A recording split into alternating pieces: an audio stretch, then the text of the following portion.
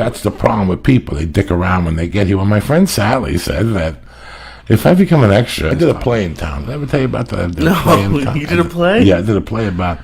My wife calls it every 3 or 4 years. Joey thinks he's mainstream. The mainstream thing. So 2009. So what is it now? 2014. Yeah, maybe 2009. When did I meet you, Lee? 11. Yeah. So maybe 2009 or 10. I joined up to do a play. Okay. I can't imagine you doing a play. Angelo's Barbershop.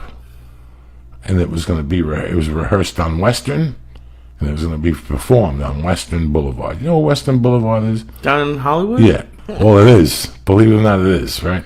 That, like down there, Santa Monica, that's a theater district. So I went down and I joined up, and I auditioned, and bam, I booked it. And I get there, now anytime I book a movie or a TV show, I know somebody.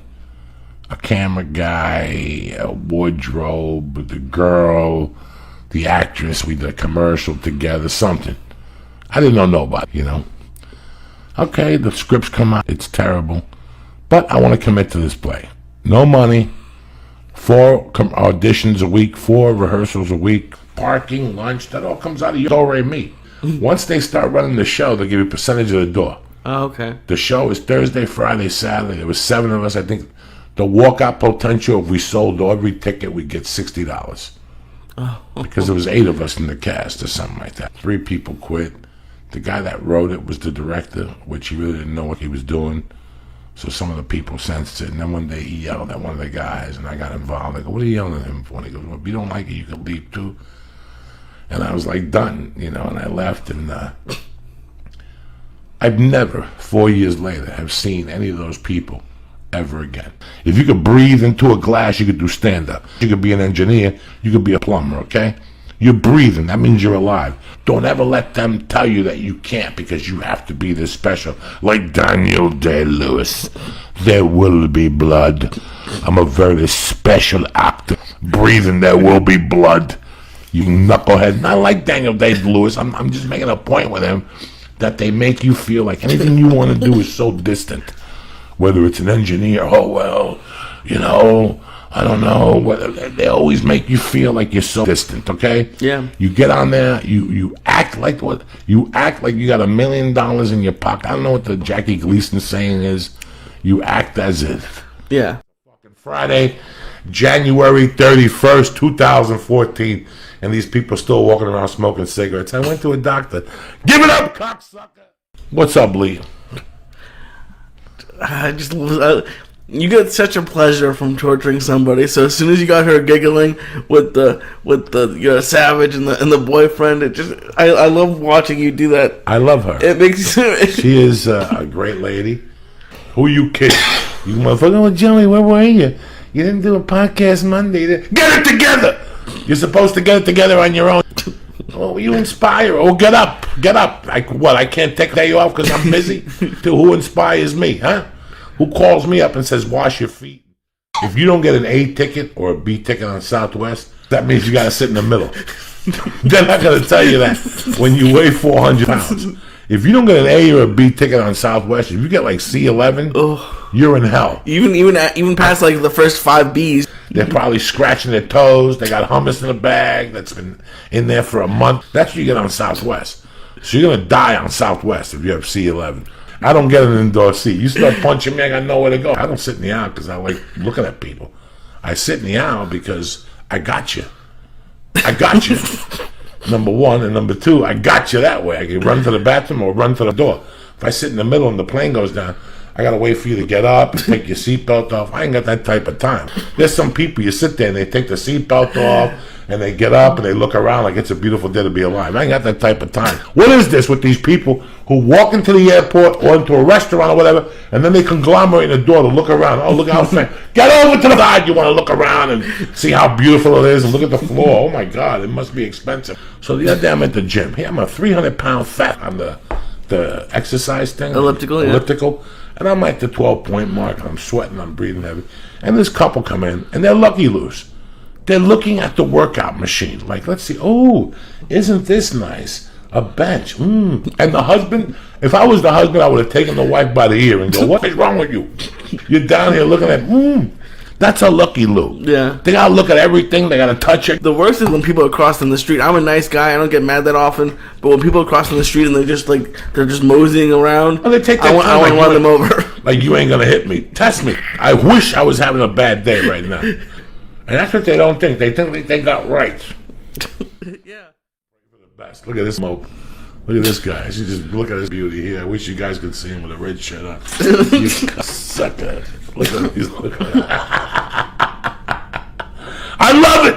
I was on the clock, Jack. I know exactly when that phone clicks. And you're using all three of them? Yeah, I'm using all three of them. I was a bad motherfucker. Oh, yeah. Torture. So when I saw all those cops, I was like, this ain't a game. They're going to fucking get me. So I went home to my girlfriend. I told her what I had seen.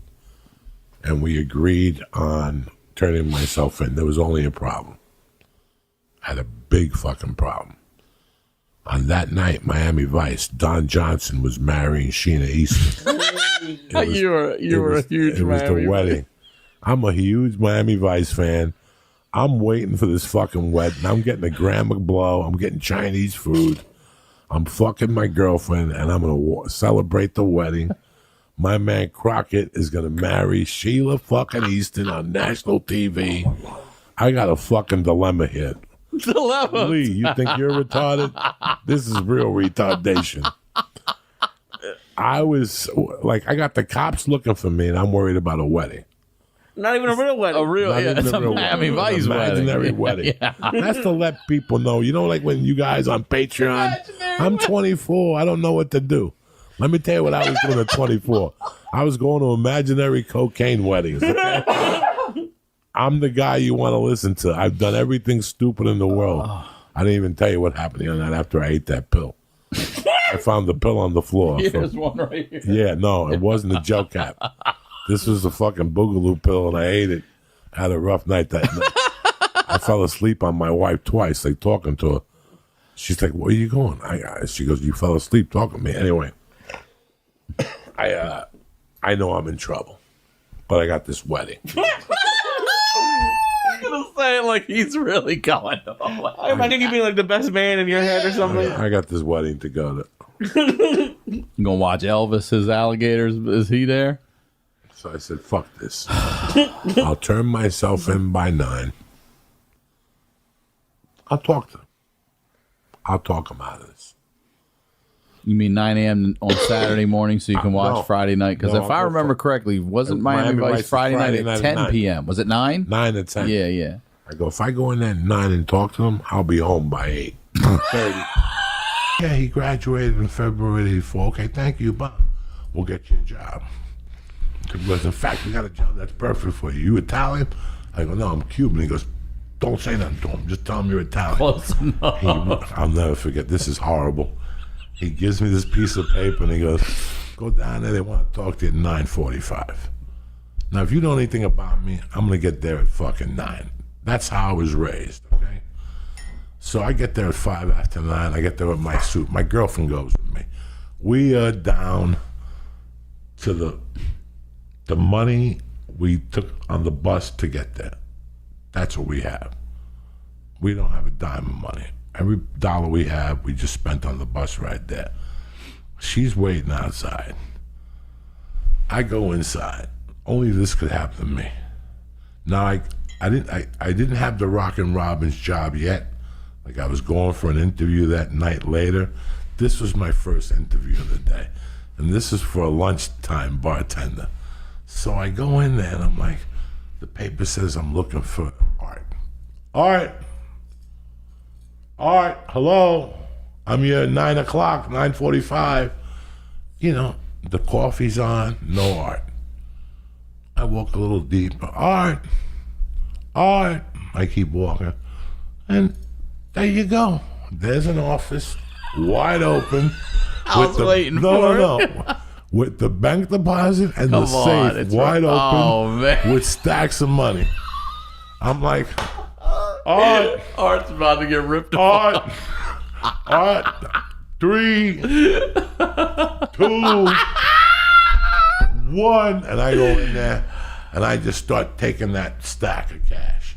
I'm putting the cash down my pockets because I had done some bad. I'm putting it down my pockets. I'm putting it in my jackets. I take everything, but I'm a fucking gavone. I go for the quarters, the stacks of $10 quarters, and I put them all in this pocket here because this pocket was filled with cash. So when I walk out of the office, I walk in, and my jacket is twisted. This side's all heavy. It's all twisted.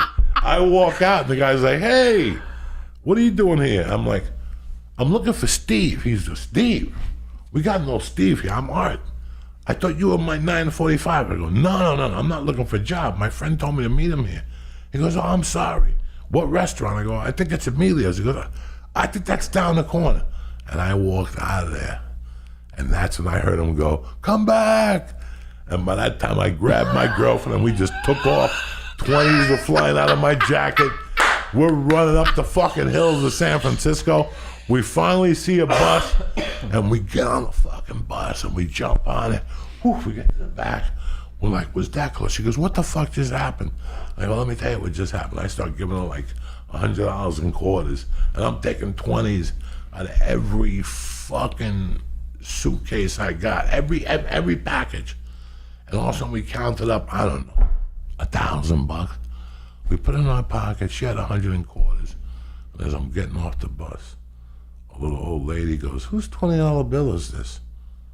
And I go, it's mine, but fuck it, you take it for good luck. She goes, God bless your soul. And I made a score. It's Monday, December 23rd, 2 days before Jesus' birthday. Do it, Lee. Wiggle Funk or Joe. Hit it, Lee. I rode a tank, held a general's rank. I know I'm surprised every time by your weed. I'm like, he's not going to have strong weed this morning. I'm coughing up a storm. Lee, when I go into a store, I tell them go in the back or go in the basement. I want to give to the CIA. Can you believe it's Christmas? I can't, and I've never been more excited for one.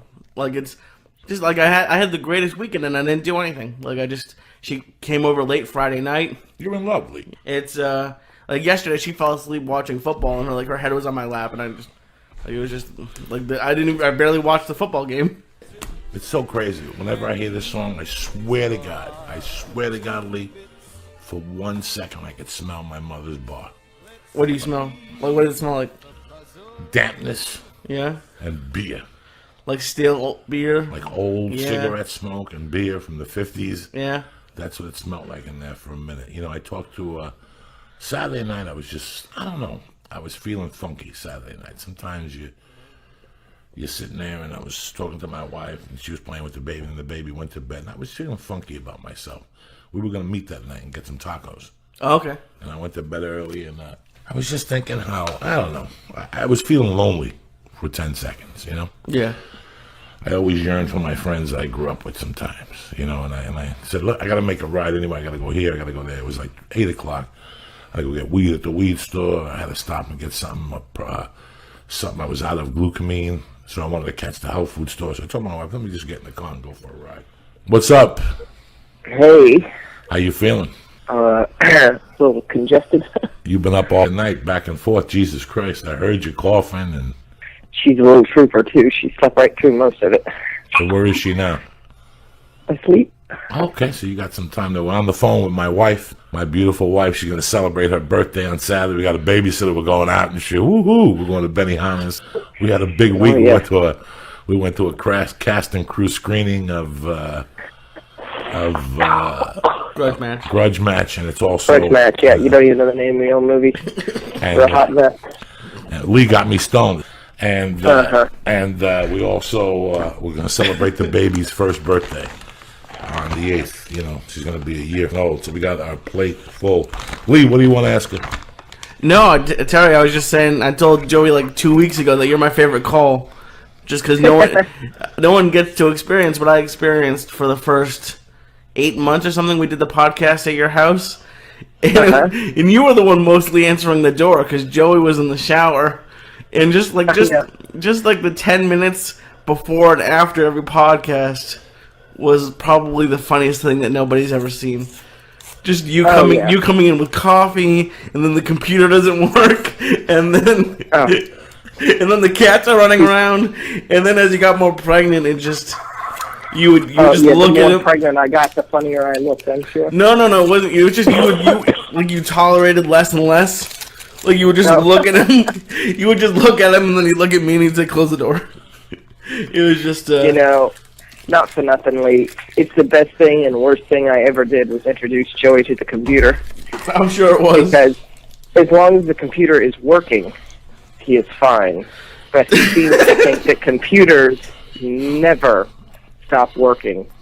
I don't know where he got that idea from, but he doesn't seem to realize that everybody all around the world, at some point, every couple of months, they'll lose internet connection.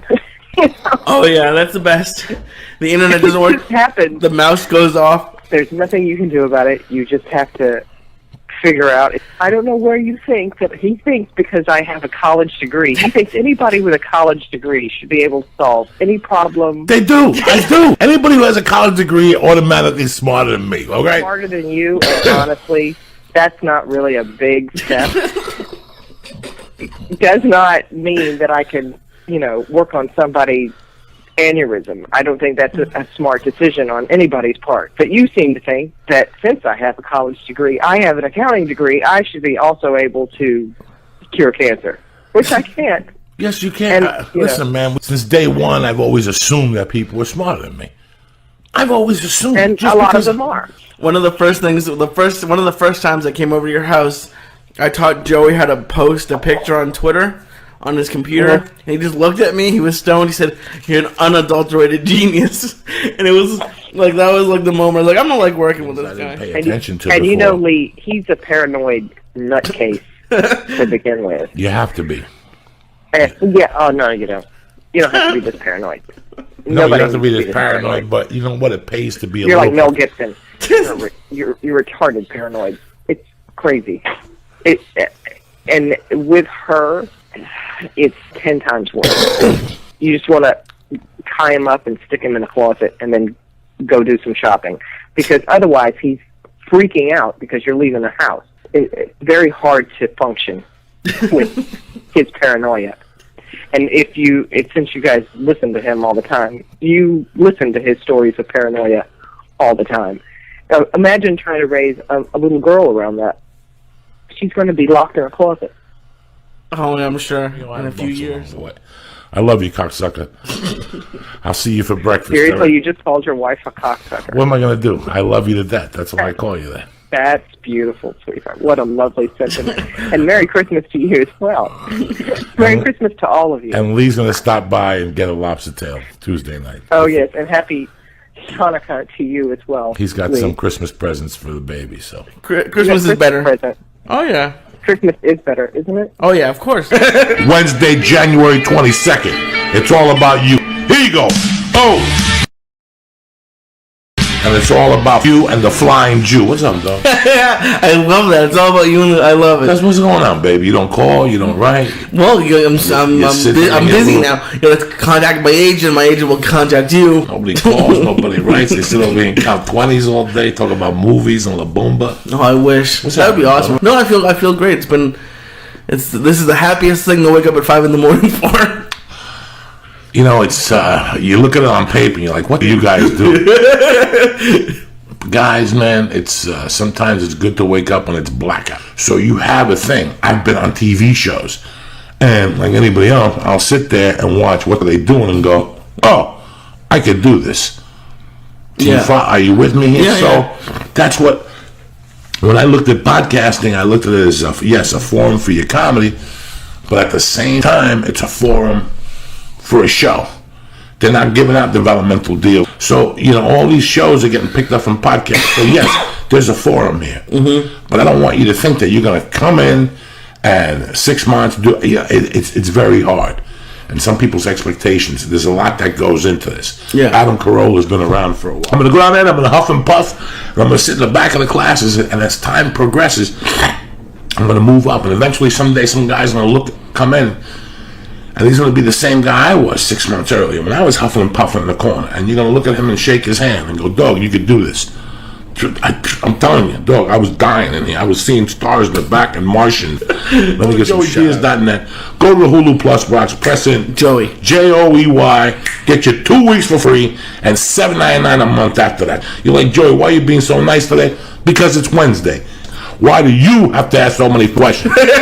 So the name of the name is today, onit.com and Hulu Plus. Get what's coming to you. You understand me? I know it's cold, it's snowing. Break out the hot cocoa and the Black Sabbath. Get your winter boots, do what you need to do. I got a show tomorrow night, 7:30, Friday night, 7:30 and 9:30. I'm coming up there, it's cold, it's 92. Hello, bring your penguin night. It's Saturday night, bring your penguin night. You like that, Lee? I love it. I was so happy when we were driving up, he's like, listen, these are the best sandwiches you're ever going to have. Let's split it. And I would never used to do that, but I was like, okay. Last time I was in there, I got so agitated because Joe Whiteman was in there with a bunch of sandals on. It's the whitest guy in America ordered a turkey sandwich. You could have gotten this at Ralph's, guy. You're wasting our time. And he wanted it as white as can be, like turkey on white bread. That's it. And he's pissed about the amount of turkey. I was ready to take the guy and throw him up and down. You know, turkey on. Let me get turkey on. We eat with us. Yesterday, I took my wife to eat this gyro place. And they have a regular gyro, and then I said to her, what's the Yoo-hoo gyro, the one up? She goes, that one, we take a flatbread, and we put hummus. And I go, stop right there. Goes, I would love that. She goes, why, you do not like hummus? I don't like you either. You go to work out, you're breathing, so look at this. Jesus Christ. Could you imagine you take a hit of hash? Look at the smoke in here. You want to take a hit of hash? No. You sure? I got some hash for you. I'm going to have to start scraping that. If anyone knows how to get the weed smell out of a room, please let me know. Why, does it smell like weed? Oh, God. People walked in here yesterday. They were like, who was smoking? I was like, Joey smoked on Monday. No. We'll open this door, spray it good. We'll take the furniture out. We'll spray the carpet, because some of it went in the carpet. Or you spray paint the carpet. We'll steam it.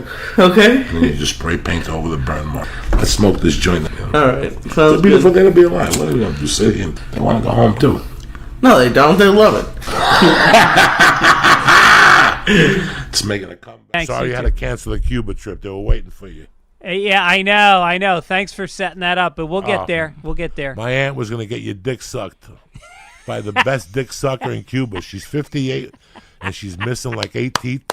And they say she rubs them with a little gummies, and she plays congas at the same time. They had plans for you, but I'm sorry.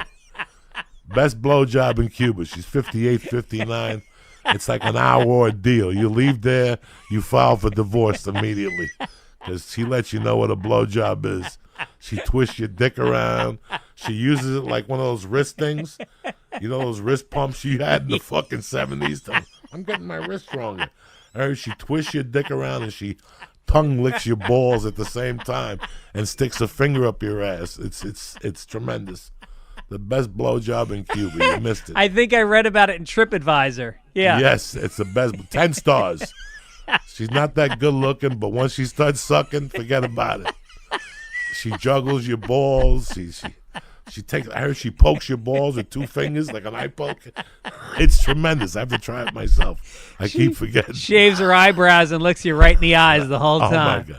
Oh my god! And she lets you shave an eyebrow while you're getting your dick sucked. Pluck her eyebrows. She likes pain. You know what I'm saying? The most boring person in the world. Right. I sit in my room. I smoke joints. I go to the gym. I go to a nice restaurant, like whatever is like something local. To get the local flavor, and I'm back in my hotel room. Yeah. Those days of drugging and all that shit, those days are gone. Yeah. We smoke a joint after the show in front of the hotel, and then every man goes their own way. You get a bag of Doritos, and you take it to your room and watch Law and Order till maybe the phone you spank rings. one out. You do that. The highlight is that spank that you do around 3:00 in the afternoon, where you don't fuck around with tissues. You get, and not even a hand towel. You get the bath towel, and you drape that thing from your chest down to your balls, and you get lotion. I'm a dry guy. I usually just I don't use anything. When I'm in a hotel, I get that lotion. I fill my hand with that shit. That's disgusting. That is really fucking disgusting. You can't be a normal Catholic and just go in a shower, hotel shower before I'm leaving. I get on the floor, I bang one out, I come on my own stomach, I loofah it off. It's good loofah chemicals and sperm. I don't put it on my face just in case it attracts different people. You know, gay men can smell that sperm on your cheek and they go fucking bananas. It's like cologne. Yeah. You It's can take like a little Chanel. sperm, you put it on your fucking neck. It's like high karate. Next thing you know, fucking, you got gay men. You're at an LGBTQ parade. You're playing the drums for the Go-Go's. You know. We got to have some fun, Greg Fitzsimmons. If we're going to go down, we're going to go down in flames. You know what I'm saying? I don't give a fuck no more. What's happening? It's a beautiful day to be alive. Monday, February 24th. You get up, do something with yourself. You're sitting there like a bump in a log. Should I go to ITT? No. Eat some Count Chocula. What's happening, Lee? Not much. I'm so ready for this week. The new church, we're going to design it and everything. It's got white paint on, but we're going to design it and paint the walls red. What do you think? Like something. It's great to be alive. I hope you guys are happy to be alive. Great weekend. You know what I'm saying? How was your weekend, my brother? My weekend sucked, so I'm ready for this week. Well, Saturday was cool, but I had a shitty thing happen this week, so I was. What happened? Oh, the dog passed. My dog passed away. Very sorry. So. It's a nightmare when an animal passes. I'm sure Denny's loves that. But I always remember. If you miss going to jail, come back to Denny's. I wrote about that about a year ago, too, when I was trying to do the one-man show, even more, 3-4 years ago, and I never brought it up. And the other day I was cleaning out notebooks, and I found that prison inmates, felons love Count Chocula, so I wanted to talk about it. But I had a great weekend. Yeah. My wife came back Tuesday with the baby. Your baby's getting so big. Oh, it's like having a human kettlebell. That's it. And it's constantly, you got to chase it. You know, I take it to the park. You know, I believe in sunlight. Mm-hmm. Especially we live in California. But it's a little bit different now walking from my bedroom to the drive here. But you know, we got a couple breakfast joints right down the block. You know, yeah. We got Magnolia Grill, which is delicious. Got a tremendous cheese omelet with some fruit. They also have like these potato chip fries. It's called Terry style. A lot of people don't go to Magnolia Grill, and I ask them why. It's I've never heard of it. Best breakfast place, I think.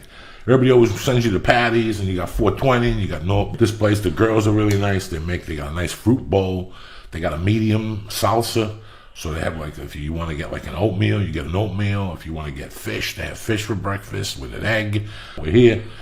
We're queer. The best thing, you know, somebody sent me a great email the other day. 90 emails last week. 96. I couldn't believe it. I'm getting like, I sat there from 4 to 5, and then from like 6:30 to 7:30, and then I met you, and then I had to go back and do another 33 or something. It was just amazing. Wow. But somebody wrote some great stuff that this let me tell you something. I found that all those years when I was weak, and I'm sorry, when people send me emails on addiction, I always forget. All those years when I was weak, when I was doing blow, it wasn't that I was weak, it was that I had no character. I was robbing houses, and I was such a mutt. I was still taking classes at night, whether it was geography or history. It was so weird how I hated geography in the 6th and 7th grade. But as I got older, I liked all those things. I took a geography class. There were so many classes I took, and I think I took them because it keeps me sharp. So I got up yesterday. I was about to call and cancel, and I said, how can I be a father, and how can I show people that, you know, and as scared as I was, I took 2 Shroom-Tex and 3 baby aspirins. I put my gi on, my knee braces, and I got there by 11 o'clock. And I sat in my car. The thing started at 12. I called Salami, and that 30 minutes in the car, I gave myself every excuse. Like my shoulder started hurting, my neck was hurting, my heart was beating. I told myself every excuse not to go into the thing. Yeah. And then I saw him. I saw Hegan walking down the block, and I was going to say something. I said, I'm a white belt. What am I going to tell this guy? Once I saw him, I thought about the same things. I thought about you guys from the church. I thought about, little things. I went in there and I sat down. I was the only guy in there. And as soon as I walked in, there was the sweetest black dude in there from Chicago. And he's like, brother, we're all here struggling. Don't worry about nothing. I got your back. He was, I work here. You should come here during the week and work out if you want. It was street sports in Santa Monica. So I went in, I changed. I'm sitting there. Salami comes in. We're talking. Anybody who's a Bruce Lee fan, anybody who's a martial art fan knows that Dan Inosanto is like Bruce Lee's brother. Okay. In fact, he teaches Jeet Kune Do in the Marina. Guys, when Dan Inosanto walked in, I knew I had done the right thing. Because number one, he's 70 years old. He didn't go to hang out. He went there to do jiu-jitsu. He went there to do jiu-jitsu, guys. He's 70 years old. That was my dream to meet, to shake that man's hand. That man shook Bruce Lee's hand. That means I would have had two people in my life that shook Bruce Lee's hand, James Coburn and Dan Inosanto. I mean, I'm getting emotional. Bruce Lee's my life. And all of a sudden, Dan Inosanto walks, and he's on the floor stretching, and I'm looking at this guy going, what is wrong with America? Haven't not we learned something? Look at this guy on the floor. And he didn't walk in all nimble. He walked in like a man. He wasn't an old man. And this tells me that the more you take care of yourself at an older age, you become something. Something else happens to you. And I'm sitting there going, why is this guy learning his move? He might die next week. You know what I'm saying? He's 70. This is what I tell everybody. But this guy, the lesson, this guy. So I paid $60 to get the biggest lesson of my life.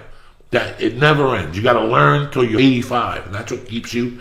Unless you're gonna get shot in the head or hit by a car, you take care of yourself. This is real. Then the guy from Boysen walked in, Ricky Rack, the drummer. Jesus. There was like a couple guys. They were all 40s, 50s, and this guy walked in that was bigger than me. He was round, and he was a purple belt. Wow. And right away, the guy teamed up with me. And in between one of the things, I said, "Hold on a minute, I gotta breathe." He goes, "No, take it easy." And I go, you know how it is as a fat guy? He goes, I had open heart surgery a year ago. End of story right there. He said that he was rolling and his arm went dead. Oh, no. On a Friday night after jiu-jitsu, when he went and got in his car and drove to the doctor, and they said, go to the hospital, and they had found out a valve had broke. So here's a guy I'm rolling with on the floor that's 40-something years old, open heart surgery, big round on the floor, throwing me around, getting on top of me, teaching me how to do the rolls and picking me up, the black guy and him, teaching me. Guys, it was a 2.5 hour experience. I learned a few moves. I learned the Regan leg lock, but just the biggest lesson I got was a jump start in my life by seeing Dan Inosanto and all these older gentlemen in there rolling with these young guys. There was the one guy that came in with total white hair, brown belt. An old guy, and I'm saying this is what wakes you up every day. How about some music? Where's I Want to Be Around for the Spirits? Blow my nose here. Tremendous, my allergies are up again.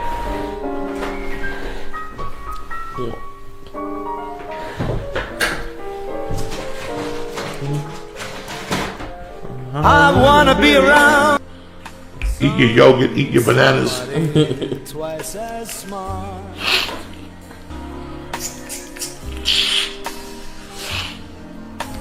Woo, allergies on fire today. As you used to do with me. What's up, cocksucker? I needed this morning. And it's, no, I just feel great. I definitely, it was a... It's tough losing an animal, brother. Yeah. You're not there with your mother to hold her and sing Jewish songs. I almost went back, but it was $1,300 for like a one-day thing, but I couldn't do it. But $1,300. Yeah. But it's interesting. This moving to this office was a big thing, and I'm moving apartments this week. So it's a lot of change right now. And I met this guy at the live podcast who came up to me and said, "Sorry," he said, just so you know, like there's a lot of people are trying to do what you're doing by quitting your job." And he said, like, it's great that you're not scared, but like I'm still terrified because taxes are due next month or in a month, so I'm worried about that. Do you know how absurd is that? How absurd is that? Yeah. When you're 18, I gotta put it on you that you need to know what you're gonna swami for the rest of your life. At 18, you don't even know what you're gonna eat for breakfast, and I gotta make you decide what you think you want for the rest of your life. Like when you're that age, you think you know what you want. Yeah, you think. Like I felt so old at 18, and then your parents agree with you.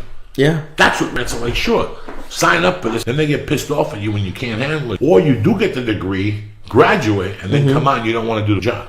Yeah. That's what I don't understand. That's what happens. That's what happened to me. That's what happens to a lot of people. They get that degree and they look around and they go, this is it. This is it now. I just went to school for 4 years to come out to work for 42 years till I can get a gold watch. Yeah. And a dinner. And you're lucky if it's only for 4 years. Like, luckily Paula thinks she likes it, but at the end of law school it'll be 7 years and she'll be $200,000 in debt. Yeah, but her average starting salary is $90,000. Then you got to pay off the $200,000. After 4 years of college, I could see you wanting to become a lawyer, but you already know You already know. When you graduate, that's a cold hard reality. One of these companies, they throw a Hindu on you. I hang up sometimes. If like they answer the phone, I just can't understand them. All right, click. I'll try the next one. How rude is that?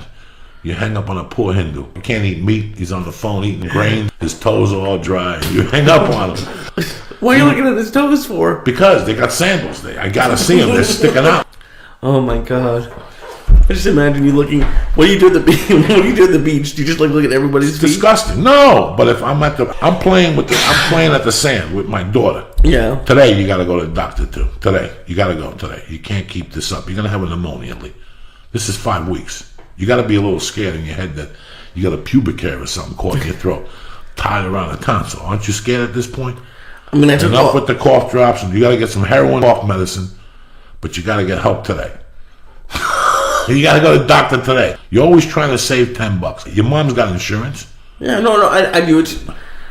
I have like no time in the day. But you got time. You got time because you ain't got no more time to cough. You ain't got no more time to cough. How much more can you cough? You don't smoke dope. You're always coughing. I don't understand this. So either start smoking dope and coughing. People don't care if you smoke dope and cough. They don't care if you're dying. But if you just cough, then we get concerned about you. Okay, I appreciate it. So you gotta go to the doctor this week, all right? Pick a nice Jew, go down there, talk to him in Israel, whatever language you use nowadays. But you gotta take care of this, Lee. I need you healthy. Oh no, I'm trying. You gotta be a better friend to yourself. You're a young man. You look beautiful. I like the new haircut. Thank you. You look hot with Paul. Yeah, they holding hands. What can I say? You're a savage. You're gonna get married soon. Look at you. You're gonna jump up and down. You're handsome. You're gonna get a tuxedo. What are you gonna wear at your wedding? I have no idea. Don't lie to me. What are you ready for? Are you Chibo Chew? A little half? No. You want to bite a little Chibo Chew? Yeah, I had 3/4 of a gummy. Oh my god, that was a scary ride home, but it was good. It's Monday, February. So they go see the kitchen guy. He's looking for help. So the kitchen guy was a black dude, maybe 6'6", 310 pounds, retired fucking Marine, whatever he was. He was retired from the service. This guy did not mess around. His name is Mr. Yardborough. Big brother, big burly brother. Looked like the coach of Georgetown. Remember the old coach of Georgetown? He looked just like that. Just like that dude. I love that. I love that motherfucker. He used to coach Patrick Ewing. Yeah, I love that. I can't even believe I can't remember John Thompson. What the fuck's his name? Yes, Mr. John Yarborough. Thompson. So Mr. Yarborough says to me, I go in there and I had my file, my paperwork in my hand that the counselor gave me. He goes, give this to the kitchen guy. So I gave it to him and he looks at it. He goes, Jose Diaz. He goes, you look like a baker because you look Italian. What nationality are you? I go, I'm Cuban, sir. He goes, Cabano. That's good. You people put good seasonings in the food. He goes, I want you to be my baker. He goes, have you ever baked before? I go, never. He goes, well, there's instructions there. Your first job is cinnamon muffins. I can't believe that you're in prison on kidnapping charges and you're about to bake cinnamon muffins. So, Joe, you are one of a kind, man. There ain't nobody like you. So there's another kid. Shit. There's another kid who got there with me, who he also made a baker. And this kid and me became tight. He was a white kid. He came from a good family. And he went out and got drunk one night and killed 2 old people. Oof. This kid was like, who can I compare him to? Like, just think of somebody that like Simone? never. Yes. And just he was like Steve Simone. Yeah, made a mistake. Made one mistake. He was a college kid. I'll never forget him because he was so scared. And I had to like hold him and tell him, you're going to be fine. Nobody's going to mess with you. We're in the kitchen now, you know? And we both got sentenced like the same, like, you know, around the same time. We both ended up in the kitchen. And he knew a little more than me about bacon. That's all I know. And I was a little older than he was. He was a real college kid. we were making the cinnamon. We had to get there the next morning at like 4. And we're like reading the stuff and we're mixing, they have all this industrial type shit. So I don't know how to make fucking muffins, whatever. They said 4 to 2-inch thing and you put it with a swirl. So I'm like, those things look fucking like little midget muffins. I'm not giving out those. If I'm going to bake, I'm going to bake right, the cinnamon muffins. So I made these big fucking flying saucer things, and I started putting them in the oven. He's over here with the Cinnabon fucking buns.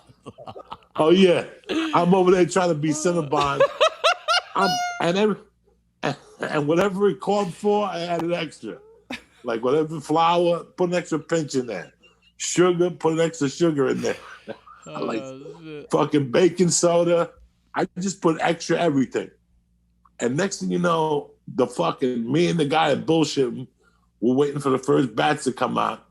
And one of the cooks was a black guy. His name was Chicken Hawk. His real name was... I love the nicknames. His real name was Spencer Antoine. I loved him. I loved him since day one. He was a black dude that had a James Brown haircut, but his eye used to wander, and he really was crazy. He took a liking to me. He's like, "What the fuck is burning?" And I go, "I don't smell nothing burning." He goes, "What the fuck is wrong with you, boy? Something's on fire over there." And sure enough, the oven was... You like setting the fire in the prison kitchen, dude. You're too much. I'm gonna tell you something. If there's something black people hate, it's fucking fire. I thought you were gonna say burnt food. Let me tell you something. Black people hate fire just from a natural. They just lose their mind when there's a fire. Black people, it's in their DNA. I love them to death, African Americans. But you light a fire on an African American, they'll run fucking quicker than the KKKs for chasing. These brothers just said, prison, yup. There you have it. A little Michael Schenk, old school for you. You got Uncle Joey. You got my sidekick, the Flying Jew, eating his little Jew corp drops. You got like 10 bags of $2 at CVS. You gotta get the good deal. Gotta get the Lutens. You know what I'm saying? Vicks. They've been around. Jesus took Vicks once he left the cave. Vicks vapor rub on your chest. You do a couple bong hits. You want to put some vapor rub on my chest for me? Not really. I don't do that type of shit. You got the wrong guy. Go hang out with your little buddies over there in North Hollywood. I'm sure you'll find somebody to rub some vapor rub on your ass. Anyway, it was a great week. I want to thank Dean Delray for putting me on the show at the Avalon with Nikki Sixx and Rudy Sarzo and the guy from Anthrax. Get involved in my daughter's life. And I got the podcast and the road. But the other night when I was at that show, something hit me that we had discussed on the podcast about 1.5 years ago with Rudy. And it's not that I didn't buy into it. It's that I didn't think it was that important. And that's the element of live music. Listen, man, what we did growing up in North Bergen was go to concerts at Madison Square Garden. When these guys call in, Avillo or fucking Timmy the Teamster or these guys, we were blessed to have the opportunity to go to a lot of shows, man. And I went to see everybody from Kenny Rogers to fucking Iron Maiden. And I would go, and it wasn't... Something happened, like in the mid-'80s, where I don't know. I don't know what happened. I became a criminal, and I didn't think the live shows were that important anymore. I had friends that lived for that shit. When the people I hung out with in Snowmass, when I first moved to Snowmass, you worked Monday through Friday. And Saturday morning, in the middle of the night, you left for Colorado Springs or Denver or, Fort Collins, and you'd catch a band live. These guys travel. You never taken her there, right? No. Why would you? Why would you? Why would you? Why would you? Why would you? You get mad at me for going to home?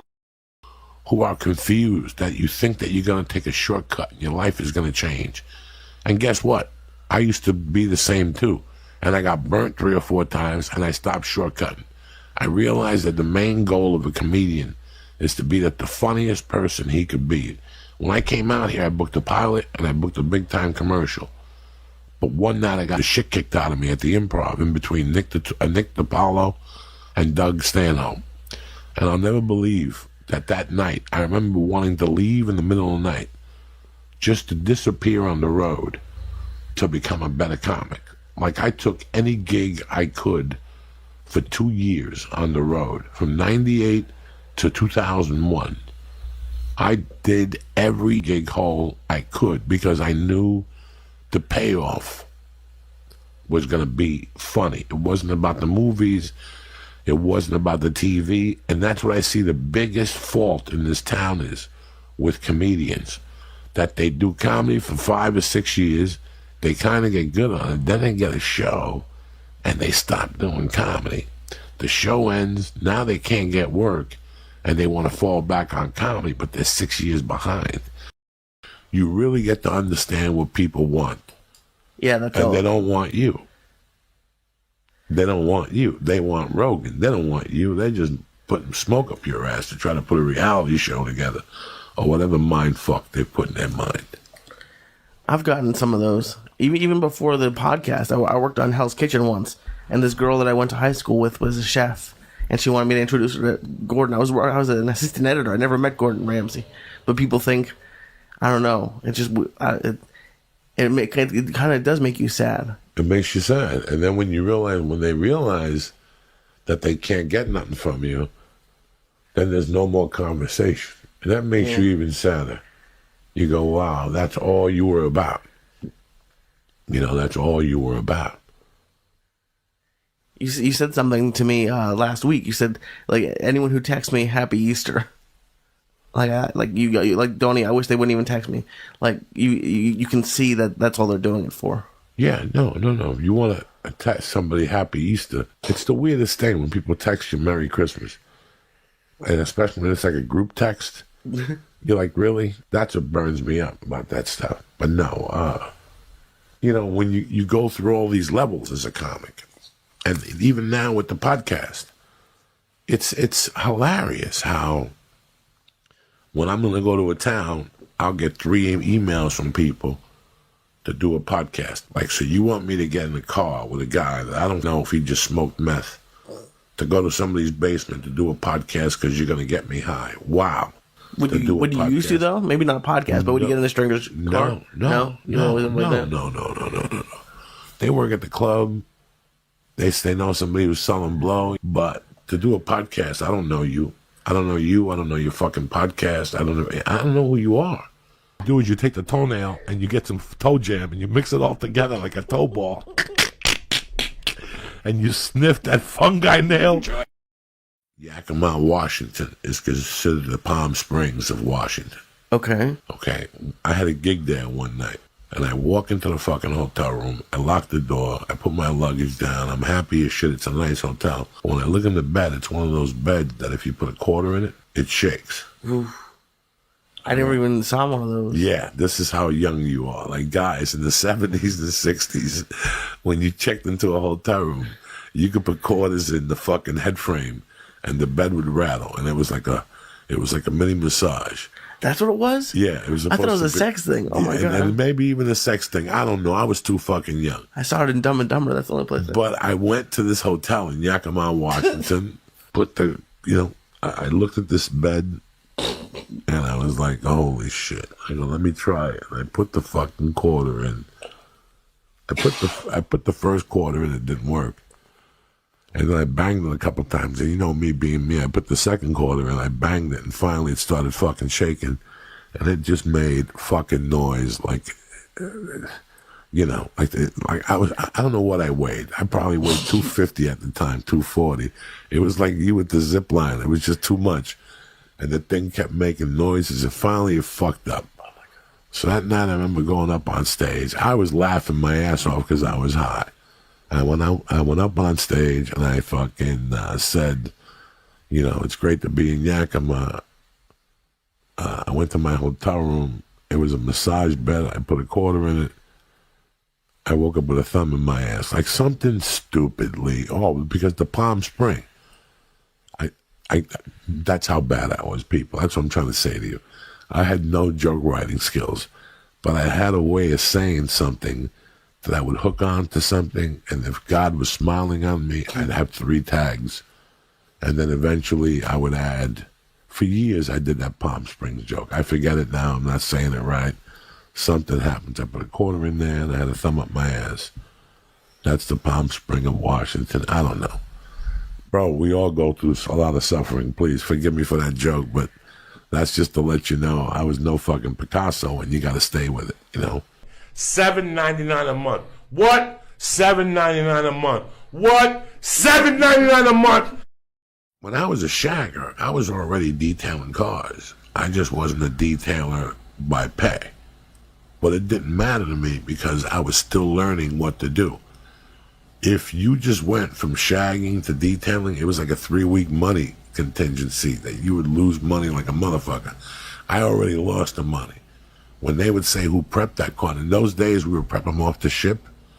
Oh, okay. When you prep a car off the ship, it's completely different. It has like cosmoline on it. It may be different today. And all the seats are wrapped. You got to do all that shit. You got to screw in the mirrors. And there's a lot of shit you got to do when a car comes off the ship. It just don't come off looking like fucking Johnny Ferrara. There's 1,000 things you got to do. The cosmoline was the worst because you had to spray a certain chemical on it, let it sit for 6 or 7 minutes, then rub it out fucking good. Wash it again, do another coating, wash it again, then you had to give it a quick hand wax. And they would pay you like $24. You were a subcontractor. For each car? For each car. It was like 24 for new cars and 55 for used cars. And they got $149 for the detail. You got $55. But if you could detail 3 fucking cars in one day, you didn't do bad. Is that possible? Oh, yeah. I could detail 3 fucking cars in one day and 2 new ones. Wow.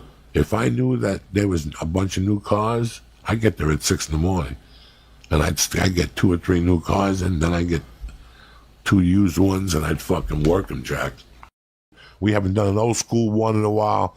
I know a lot of people ask me for them, so bam! There you have it, my main man, Lee. Oh, I know he's got bronchitis. He came off half a fact in here with the juke cough drop. He even came in here with the fucking daytime NyQuil like he's trying to impress me. If he was a real gangster, he'd show up with the night one, the triple X one.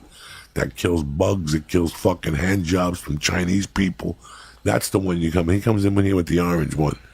In daytime. Hell. And then he wouldn't take a fucking edible or a I took an edible. He said people I gotta deal with. Give me credit, I took an edible. Gotta deal with. He had bronchitis 3 months ago. No, I didn't. When he called me, the first thing he said to me was, I got bronchitis. I can't go to the gym for a week. And I'm like, this fucking sack of shit. He's fucking trying to bullshit me. But now he's got bronchitis. He won't do a fucking bongarooski. I don't know why, but that don't matter anyway. Who gives a shit? All that matters is you motherfuckers. Thank you for listening. Fuji Sports has been around since Jesus left Chicago. Anything you need jiu-jitsu. Leg things for Muay Thai, shorts, a gi, on it till the end. I got the Alpha Brain. They got some tremendous jerky. And press in. Church. Stay black. Wednesday, November 1st. You understand me? You're like, what, 55 days away from Christmas? The year's going to sneak up on you quick.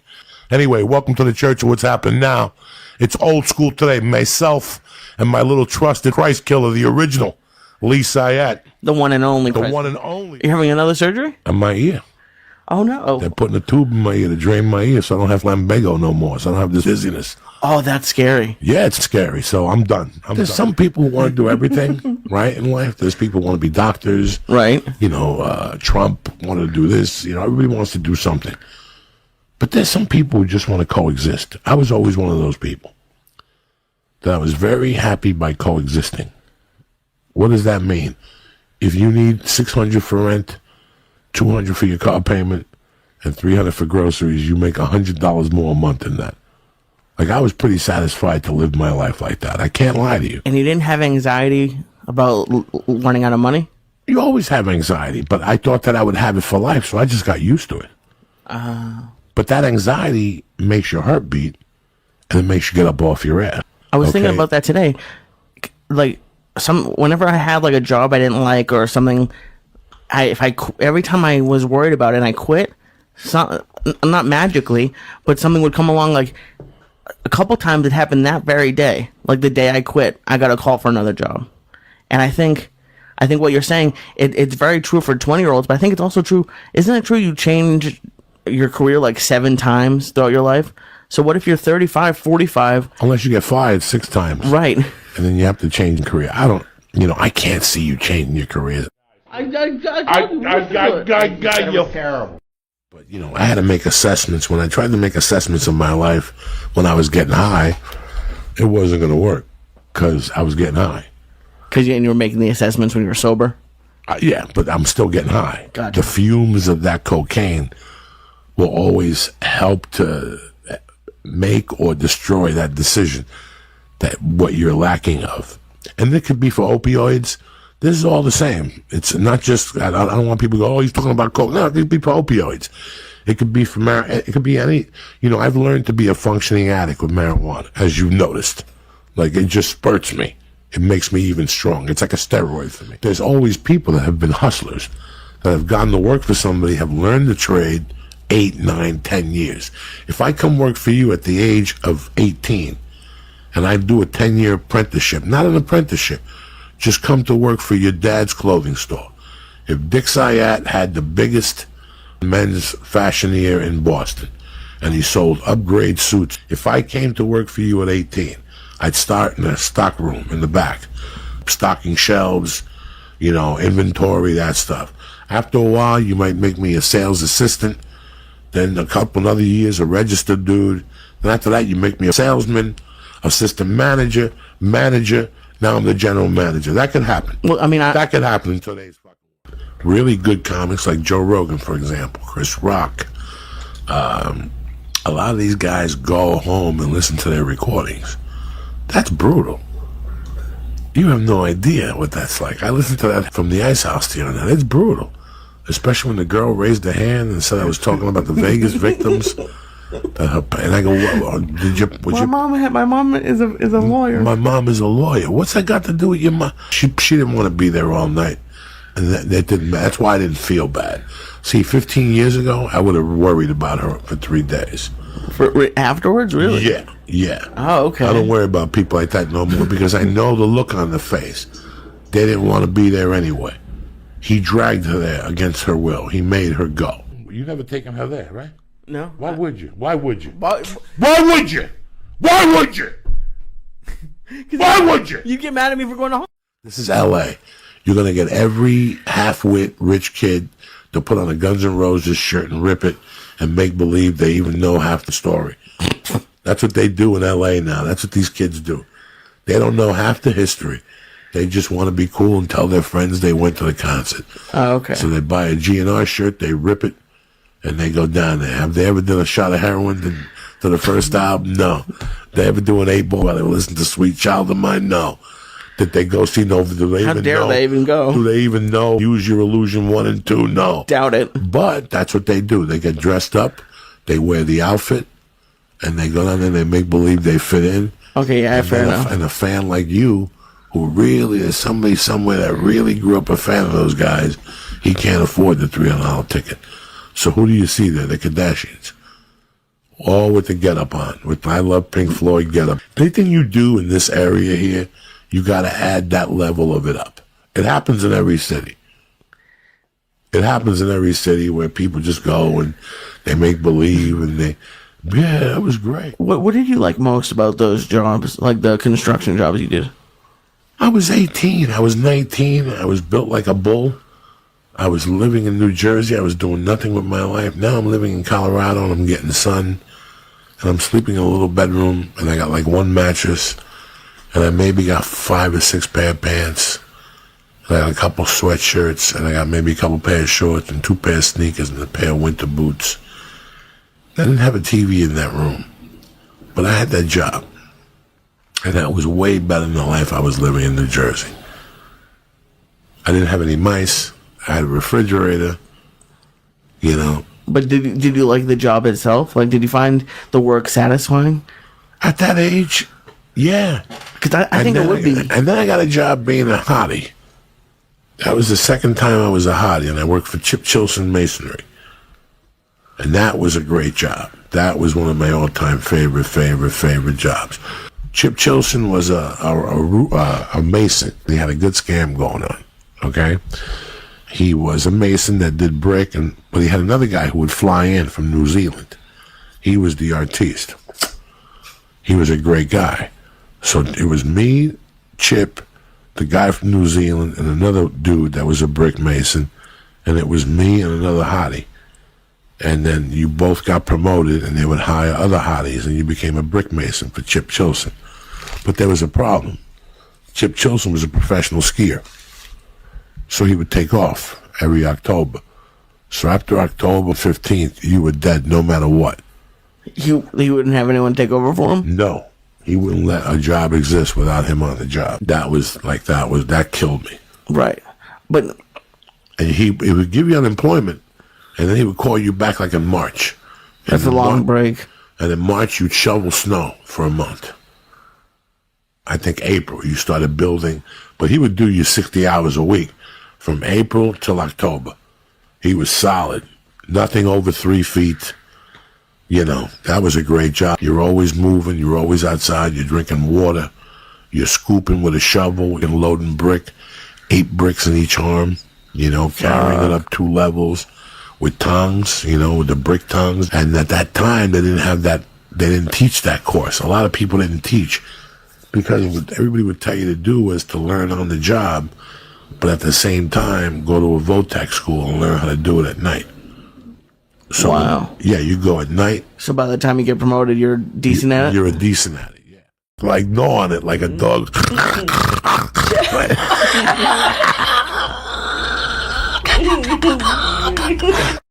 They made you take an apprenticeship program. You learn how to mix mud, add colors to it, scaffold, and then you became a mason's helper, and you got a raise. And when you became a mason's helper, you were going to school the whole time. And they would pay you to go to school. Like $6 an hour a night to go to school. This is 20, 30 years ago, people. The union would pay you to take courses. That's great. And the more of those things that you took, it was better for your career as a union electrician. It like gave you extra credits or something? It gave you extra credits. Do you think... That's why I think America's lacking right now. I think America's lacking that VOTEC type of support. Well, don't you think those kind of jobs are looked down upon a little bit? Not a brick mason. Not teaching somebody how. I'm not saying you look down upon it. I'm just saying. No. It's a job, guy. For everybody who says there's no jobs, that's a job. Being a carpenter is a job. I 100% agree. Being a brick mason is a job. But you always talk about like the people who hang out at the coffee shops, right? Like those people, those parents wouldn't want their kids to go be like, that's not when they're sending them to the $30,000 a year kindergarten. Listen, at the end of the day, right? I agree. What you want your kids to be, they're going to be what they're going to be. That's number one. And number two, the option to have that, the option to between the age of 18 to 24, there being a program, because there were when I was growing up. Right. It wasn't the best, but you could go to a local community center and sign up, and somebody would teach you a trade part time. And they'd try to get you a job with Pepe's Electrical Service, who would beat you. They wouldn't pay you. You know what I'm saying? But at least it taught you, it got you familiar with the terminology. Familiar with the thing. You follow me? I don't know. I don't look into those programs. Lee, look at the shape here. I want to thank you, Savages, for listening. You know, I love you guys. Bob Lalingas, Bobby, Sharon. I mean, you know, the list goes on and on. I love you all with all my heart. Don't forget about it. Stay black. Lee, thank you very much. Have a great weekend, and you people at home, have a great weekend. But the dream I had was, damn it, you got me, man.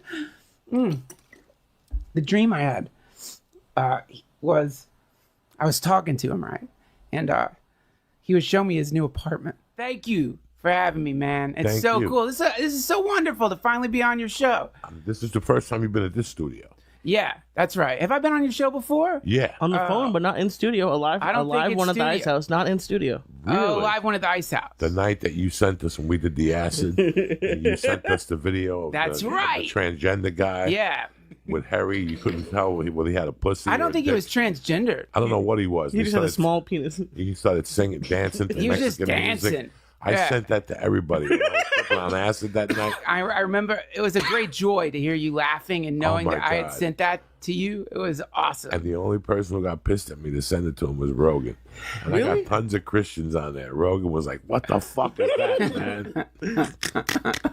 How you doing? I'm good, man. I'm doing good. Congratulations on fatherhood. Thank you. I mean, when I had my child, you were the first one at the hospital with a camera. Yeah, We went to breakfast. that's right. We spoke about the future, and here we are 6 years later, and the seats are reversed. Unbelievable. What do you think? When was the child born? The third. What do you think? It's the best. 25 days into fatherhood. Yeah. And what are you thinking so far? It's like I have had more experience with death than birth. So, because I've watched both my parents die, and what's wild about it is it reminds me of this thing I heard: opposites stand back to back, and so there's all these similarities in birth and death that are it's the complete opposite. So in death, you've got the hospice worker who comes. In birth, you have the midwife. In death, when people are dying, they like something else enters the room. Like it's amazing. It's beautiful. It's calming. It's the opposite of what you might think it would be. It's like it reminds you of something. It's that sense of like, you know, when you can almost remember a song, but you can't remember it. But it's like, what is this? This is some. I know what this is, but it's surreal. You know, it's like there's a thing. Have you ever heard of a Fey light? You ever heard of Fey light? No. So when someone's dying, they have a kind of light around them sometimes. I had this guy on who studies death, people who come back who like were brain dead or their heart stopped. And it's a fascinating phenomenon because all over the planet, they all report the same fucking thing. But I had him on. What do they say when they come back? So it goes, it's like you the light thing, you see a light, you see yourself, your body, but you look different than the way you look in a mirror because you're seeing yourself for the first time. Because when you look at yourself in the mirror, you're just seeing yourself, a reflection. But in this way, you're like, you look different apparently than you thought you looked. And then I guess like hearing your voice for the first time on a tape recorder. And then also the what's called the life review happens, which is you sort of we think of it in the movies. They usually show it like you're like watching a TV or something, and it's like, you know, you're like Scrooge or some shit watching what you did. But there's more of a sense of not just watching it, but feeling the way you made everyone around you feel. And so you feel the way you made the people around you feel. And there's some justice in there and some sadness in there and some, you know, love in there and joy in there. And you just feel how you impacted the world while you were there. And then like universally, this is around the planet, they report this, a fucking like monkey comes running out of the darkness and fucks your mouth for like 10 minutes. And then that's usually you wake back up in your body. But the monkey thing, they don't talk about a lot. It's really fucking weird. But that's universal. That would ruin it for me. Like, that would fucking ruin it for me. Like I just Getting saw fucking my mouth life. by a monkey? I just remembered all the highlights of my life that I yearned to see. Yeah. There was a movie that was released in the 70s called Beyond and Back.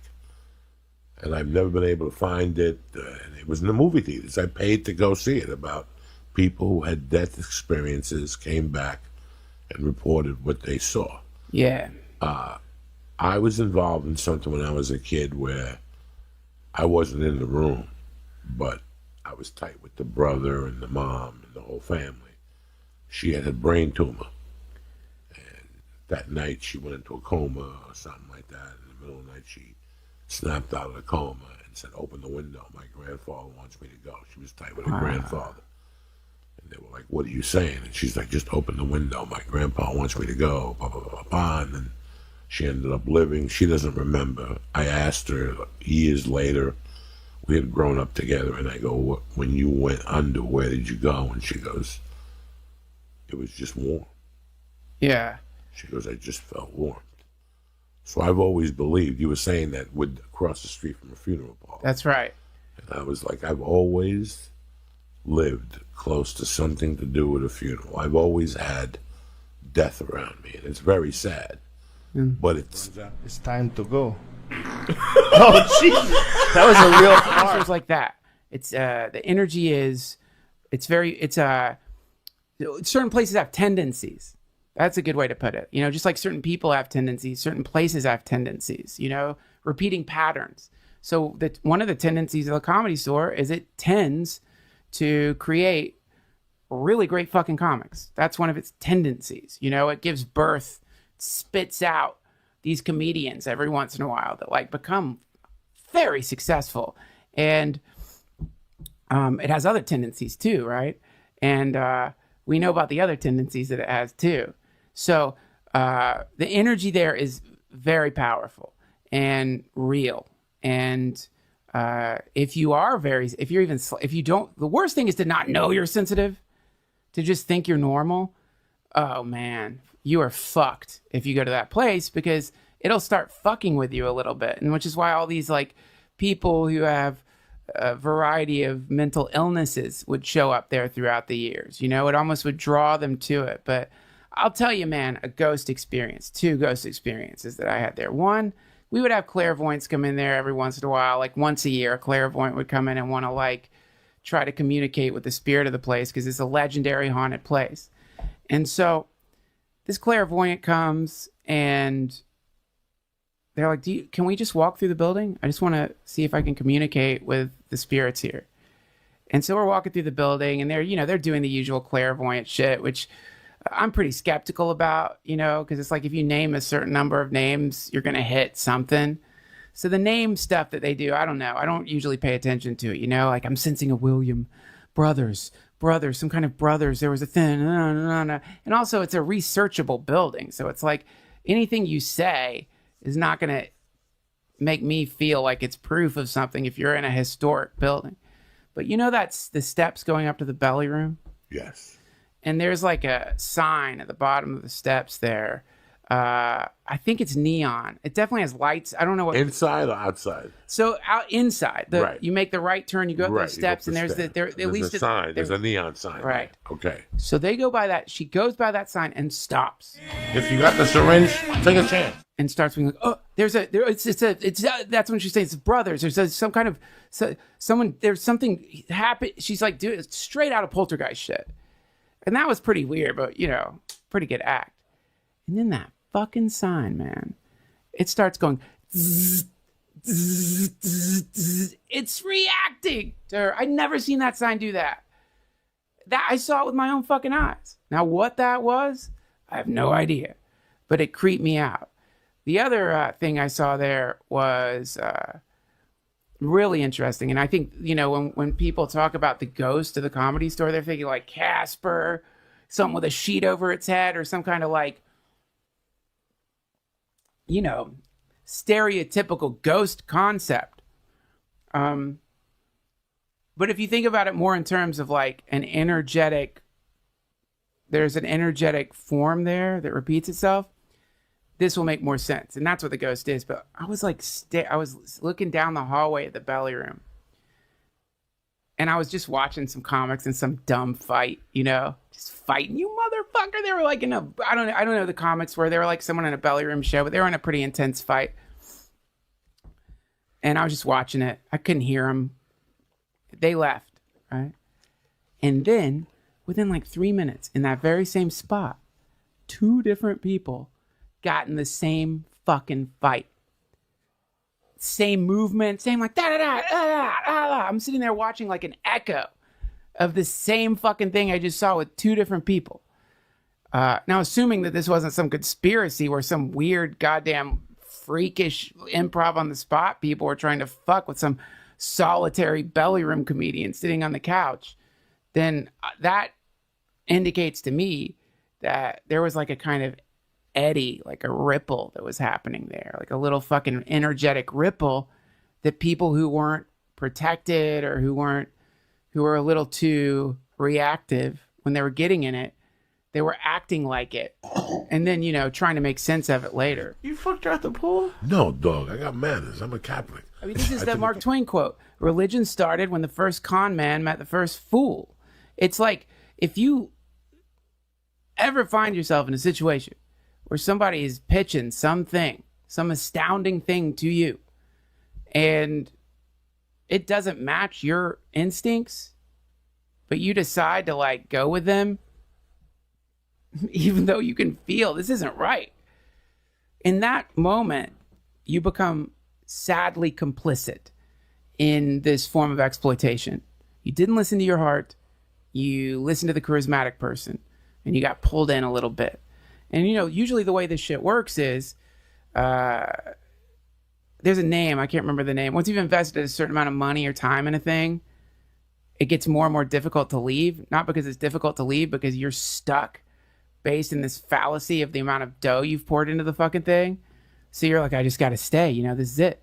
This is like that crazy shit that you read about Scientology, you know, which is like at the very, like the one of the highest levels, they show you a briefcase that has written on it, Ron Hubbard's handwriting, which has got, you know, the whole like Xenu stuff, basically stuff that just seems completely antithetical to your complete understanding of reality.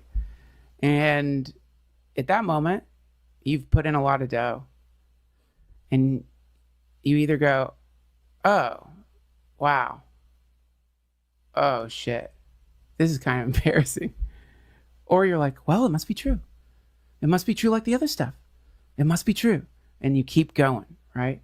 That ignorance is what that's called. That's ignorance. And some people exploit other people's ignorance. They're blind spots. A great magician, like a stage magician, what does he do? He knows the shit you can't see. He knows how to distract you and do all this shit. And then like while he's doing that, he like makes apparent magic happen. And it's cool. But you know it's not real. Like we always do about this time. But it doesn't stop with magic. You know, it like keeps going. So there's people who understand that human beings, and when I said most people don't know themselves, what I meant is humans, if you're raised in an alcoholic family, you're taught to ignore that daddy's a fucking drunk, an angry drunk, or that mommy's an angry drunk. You're taught to ignore that, you know, or if you're even worse, you're in a fucking family where there's sexual abuse, you know, and you know, if I talk about this, I'm going to destroy the family, and you will destroy the family. So it's easier to forget it, or it's easier to pretend it didn't happen, or it's easier to try to make sense of it in your own fucking head. And it's a really sad thing that many of us have experienced and have done, right? And that is the most sad thing, which is why I love that quote in the Bible when Jesus is talking about, you know, suffer the little children to come unto me. If anyone should harm one of these, it would be better that a millstone were tied to their neck and they were thrown into the sea. And I think in this case, what Christ is saying is not just about children, certainly about children, but also about the other children out there who have adult bodies, but who have no fucking idea who they are, what they are. They've been taught to ignore from the moment they were born, or even worse, to make sense of the fact that their fucking dad's punching their mom in the fucking face, right? Or even worse, to imagine it's their fault. Because, you know, it's easier to imagine it's your fault if someone's hurting you, because then you can pretend you have a little bit of control, than to just realize you're being victimized, right? So there are predatory humans in the world who will prey upon that quality in others, and will use it, and there's various levels of it. Welcome to LA. Open up that door a little bit for me, just to get some air in here. Thank you. Welcome to LA. Yeah, look at that fucking, what's that that hilarious joke Chappelle has about like the pimp bath, you know, like the joke about how like something about like a pimp will like beat up a prostitute, you know, and then give her a bath, and she falls in love with him because he's giving her the bath, forgetting about the fucking abuse that just happened, right? Like that model of exploitation of human beings is unfortunately, like any other thing in the world, it has evolved and become refined.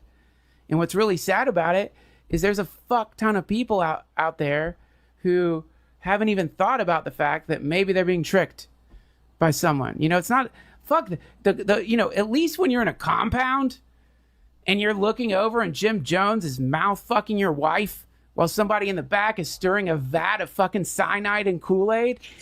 At least in that moment, you like have you like it's at least it's You something like unique. smoking wax? You want to see the motherfucking devil? You know when you dream sometimes about someone who's passed, and it's more than a dream. It's just not a dream. It feels like you're there with them. They came to visit you. Yes. So my dad, he lived in apartments most of his life, you know, and my dad loved life. That's why I loved you, and that's why you two connected, because you both have this.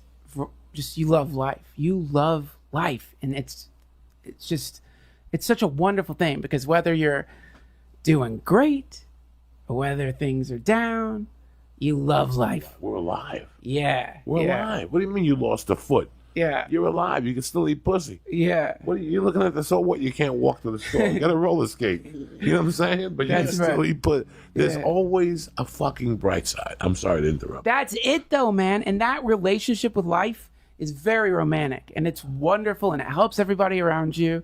And after he passed, you know, I was talking to people who like, he was always giving gifts to people. I went down to the to talk to the people at his apartment, you know, about like getting the place clean and everything. And they were talking about how like at Thanksgiving, he'd bring him a turkey and stuff. He was always giving. He was very, but secretly, he never talked about this shit, No, man. you don't need to.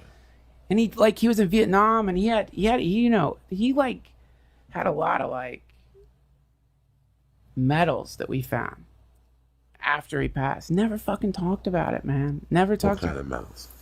Dude, like I had someone go through it. I don't want to say it here because I'm afraid like I don't want to like insult anyone in the military by accidentally saying my dad had achieved this or that.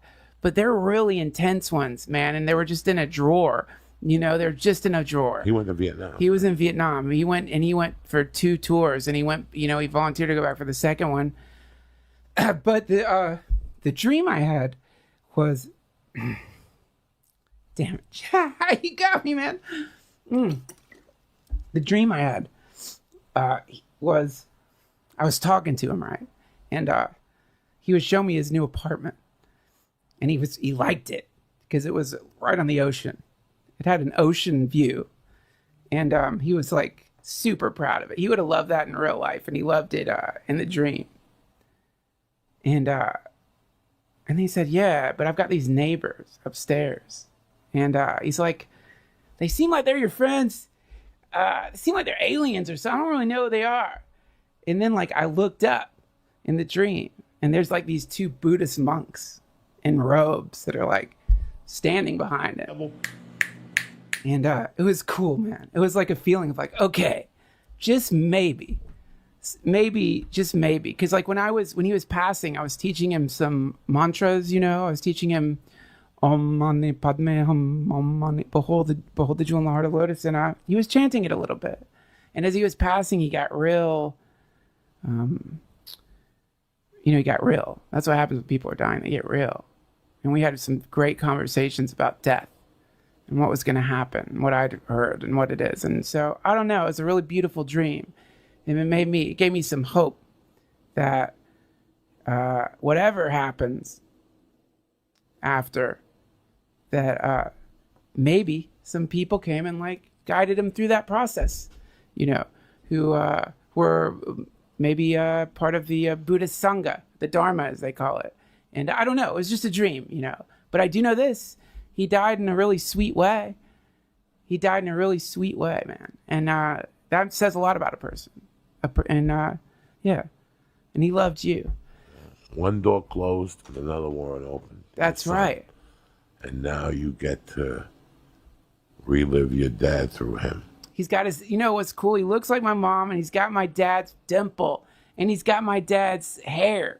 So it's the most beautiful thing. I mean, it's just so wonderful. No, listen, I know when I talk to you on the phone, you're a new person. Yes, yeah, for sure. And for everything that you've gone through. Joey here checking in with you, making sure you're straight, you got your life together, everything's tip-top, magoo. Lee Syatt, K-Fob, my little nephew of death. How you doing, my little Christ killer? I'm doing pretty good. You look good. Trying. You look healthy. Lee's got some news. We'll talk about it later. It was a great weekend. Lee and I went Thursday night. We had a great time. We giggled. Lee got hammered. Kate quickly kissed Lee on the cheek. You guys all got to retweet it and jump up and down. And you predicted a church wedding and the whole fucking deal. So, and I'm not complaining for being busy. Thank God, we're here and everybody's healthy and we're working and we've worked hard towards what's coming in. So I'm not complaining. It's weird. You're in two completely different industries. Stand-up gets booked a year in advance and acting gets booked a week in advance. They would give you space with everything. They don't do dick no more. They give out offers, and then whatever's not offered out, they book out in-house, or they know you, or they make you come in, and it always shoots in 2 days, or it shoots in 6 months. Those are not that good either. And I gotta tell you, man, I felt really good about doing it this weekend. I can't tell you why. That's really awesome, yeah. Why. I don't know why. And I wanted to talk about it on the podcast. Well, because it's like it took... I want people to understand that for your life to change, it takes patience. And sometimes, man, it takes 3 years. It took me 20 years to change my life. And that was with a monkey on my back. It's like that running back that does 10 yards, fumbles the ball, he recovers it, but he loses 2 yards on the... I just kept doing that for a lot of years. And then it got better and better and better. Then I stopped fumbling the ball. And then I met a good woman. And then eventually it all fell into place. You know what I'm saying? I mean, it was just one of those things. So I never want people to understand that you ever get to a place where you're very happy. Now you start thinking about the things you did at one point and the people you have to make good to and the people that you owe your friendship to. That's really important to me. I'm getting to that age that I don't want no beefs with these people if something ever happens to me. I want them to know that I really appreciate them at that time in my life. I get mustard. I want to lose weight. Oh, I got 6 stars. The biggest one is love. That's the biggest one. That we meet somebody, we go to dinner 3 times, they're cute, she's cute, everything's okay. She lives close by, you like the dog, she likes your roommate. What is wrong with just hanging out?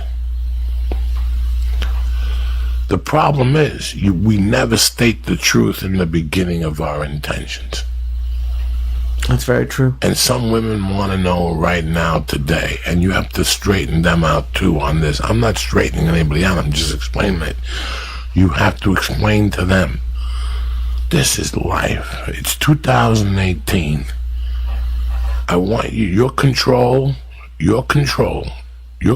of this life is the paper and the pen. For the 80th time. What you want and how you're going to get there is your whole plan.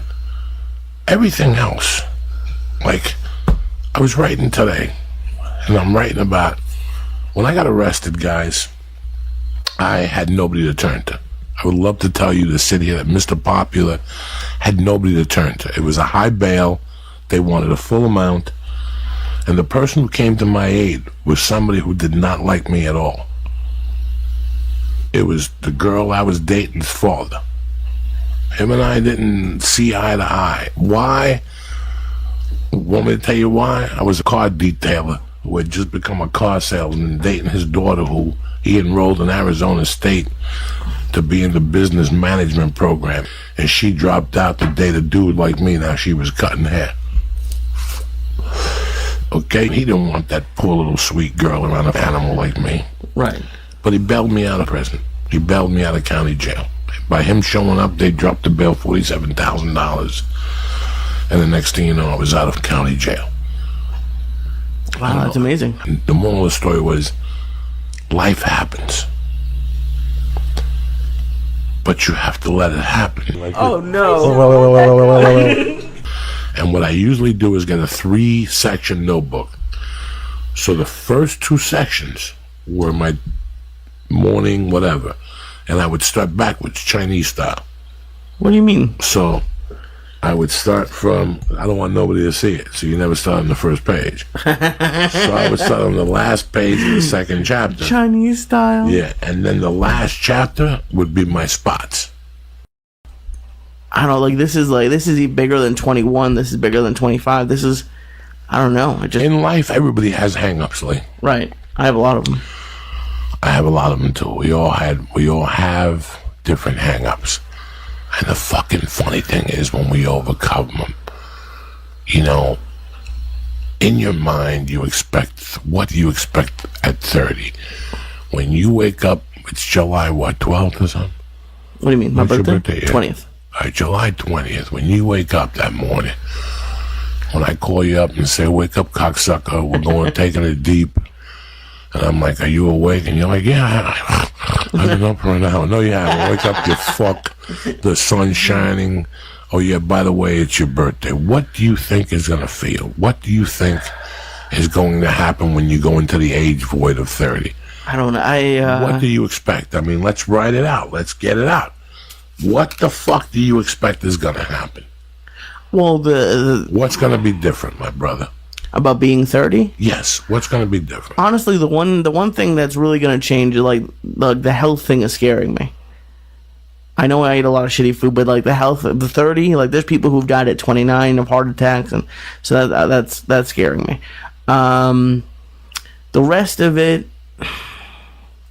is not more about like what is going to happen. It's like just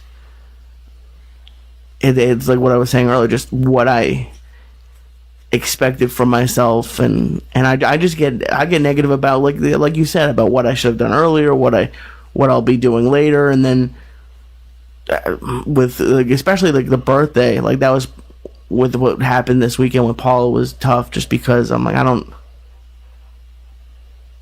it's gonna be the 5 years that we spent together were like 5 big years in my life, so it's just weird. Well, I'm very sorry. I'm happy you got it out. Again, you know, you're getting out of a relationship. What do you expect is going to happen? You learn a lot about yourself. Life is a great fucking thing. Life is fucking great.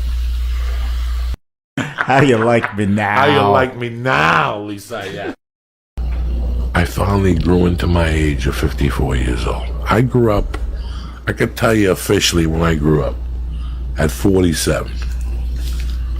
At 47 was when I finally, you know, you got to remember, I didn't fail as a plumber or an artist, or my business didn't fail, or I failed as a man, which is the worst failure you could fail. People come back from failing as a painter or as a radio host or as a comic, or they lose a contest. But it's pretty hard to come back when you failed as a man. What do you mean you failed as a man? I failed as a husband. I failed as a man. I failed to fight what I believed for because I thought I was going to lose. But at the same time, I became a stand-up comic. So I don't really know if there's a loss in there. But in my mind, I lost. I lost as I failed at marriage. I was a failure at that point in my life. And that scarred me more than my mother's death. And I was a failure who not only that lost his kid, like your friend. When you were telling the story before, I've been where he's been, where your wife don't let you see the kids. And you got to come up with attorney money. You got to come up with attorney money to see your kids. It's going to cost you your life savings. It's like if you had hung around. You have no idea. Because the kids are teenagers. I was a complete different person in 1995 to 19. I was angry for 4 years. Like deep, embedded anger. Which meant if you cut me off by mistake, you got double of what you really deserved. If you did something to me by mistake, I went off on you 10 times harder than what it really was going on. That anger was impairing my fucking vision. It was impairing who I was. But you do have the right to get that angry. They're taking your kids from you. You know what? You don't love me, Lee? I get it, brother. I get it. You know what? I was starting to have doubts about you too. But do me a favor. Have your sister bring the kids to fucking the Burger Hut. And let me see them for an hour and just talk to them and ask them about what they want to do, how they feel that all this is going on. Don't alienate from me. I still live in a lot of pain from what happened with me 20 years ago. My daughter turned 28 years old yesterday. I sent a happy birthday on all the platforms that I have. Every year I'm going to send a happy birthday, tell her I love her, and tell her they brainwashed her. That's not the person who I was. It really wasn't. You know, if she contacts me back, she contacts me back. If she doesn't, life goes on. It's not going to drag me down. I'm not going to go to a psychiatrist. I'm too old to do drugs and snort coke and drink myself into an oblivion. I can't do that. I got responsibilities. I have another daughter. God gave me a second chance to be a man, which is a very big fucking chance. I want to thank you guys for starting the year off on a bang. This is your year, motherfucker. You got a problem, write it down, take a look at it, analyze it, and go back to scratch. You got this. We'll see you guys Wednesday. Stay black. It's your time, cocksuckers. Stay black. But you know how many times I go to an audition, I hear this. Like a lot of people don't like to audition. I like to audition, and I'll tell you why, because I fuck with them. Because you're funny. You know, I've ripped my pants out. You know, if you watch, what's that show on CBS that's been on forever? I don't fucking Which one? know. Monday nights. The Big Bang Theory? The one before that. How I Met Your Mother. Yeah. I did you know how I got How I Met Your Mother? I didn't even know you did it. Yeah, if you watch the episode, you're like, Joey, you're an extra. I'm an extra. You know why? Because I went into the audition, I had no underwear on. And there was you see these things that pop out of chairs? Yeah. The side things, the way you armrest. Right. And she goes, get up to read. When I got up to read pants from the came scene, down. the fucking thing got caught in the hole in my pants and my dick came out. All three women sat there and I go, did you see the egg roll? And then I lost them for sure. They even told me, they go, you got the job. As I was walking down the street on Fox, my phone rang. My agent goes, go back. You didn't even read. I didn't even read, and they called my agent and said, we love this guy. I went back, and when I went, didn't even read. They saw the Cuban egg roll, you know. Well, but they were probably not used to someone with confidence that didn't give a fuck. You know, I went to an audition one time, bro, where the guy I'll never forget this. The guy was a white trash guy. Like, this family moved in. It was a pilot for ABC. And this guy is one of those guys that he had a little circular pool in front of his house. And he was watering shit, but at the same time he had like a thong on, and he's fat, and he's got jewelry on, like one of those guys in like Long Island. You know what I'm saying? So I'll never forget. I get to the audition, all these guys are there. Tony Longo, God rest his soul, all these big Italian dudes, and I knew they were gonna get the part, bro. I'm like, they're gonna get the part. I'm not gonna get it, but I had warm-ups on. All right, I had warm-ups on with the string, and I had white tighty whities. And I had a zip-up jacket, and I had to weigh 380. So I walk in, I go, I know what I'm going to do. I'm going to take my pants off.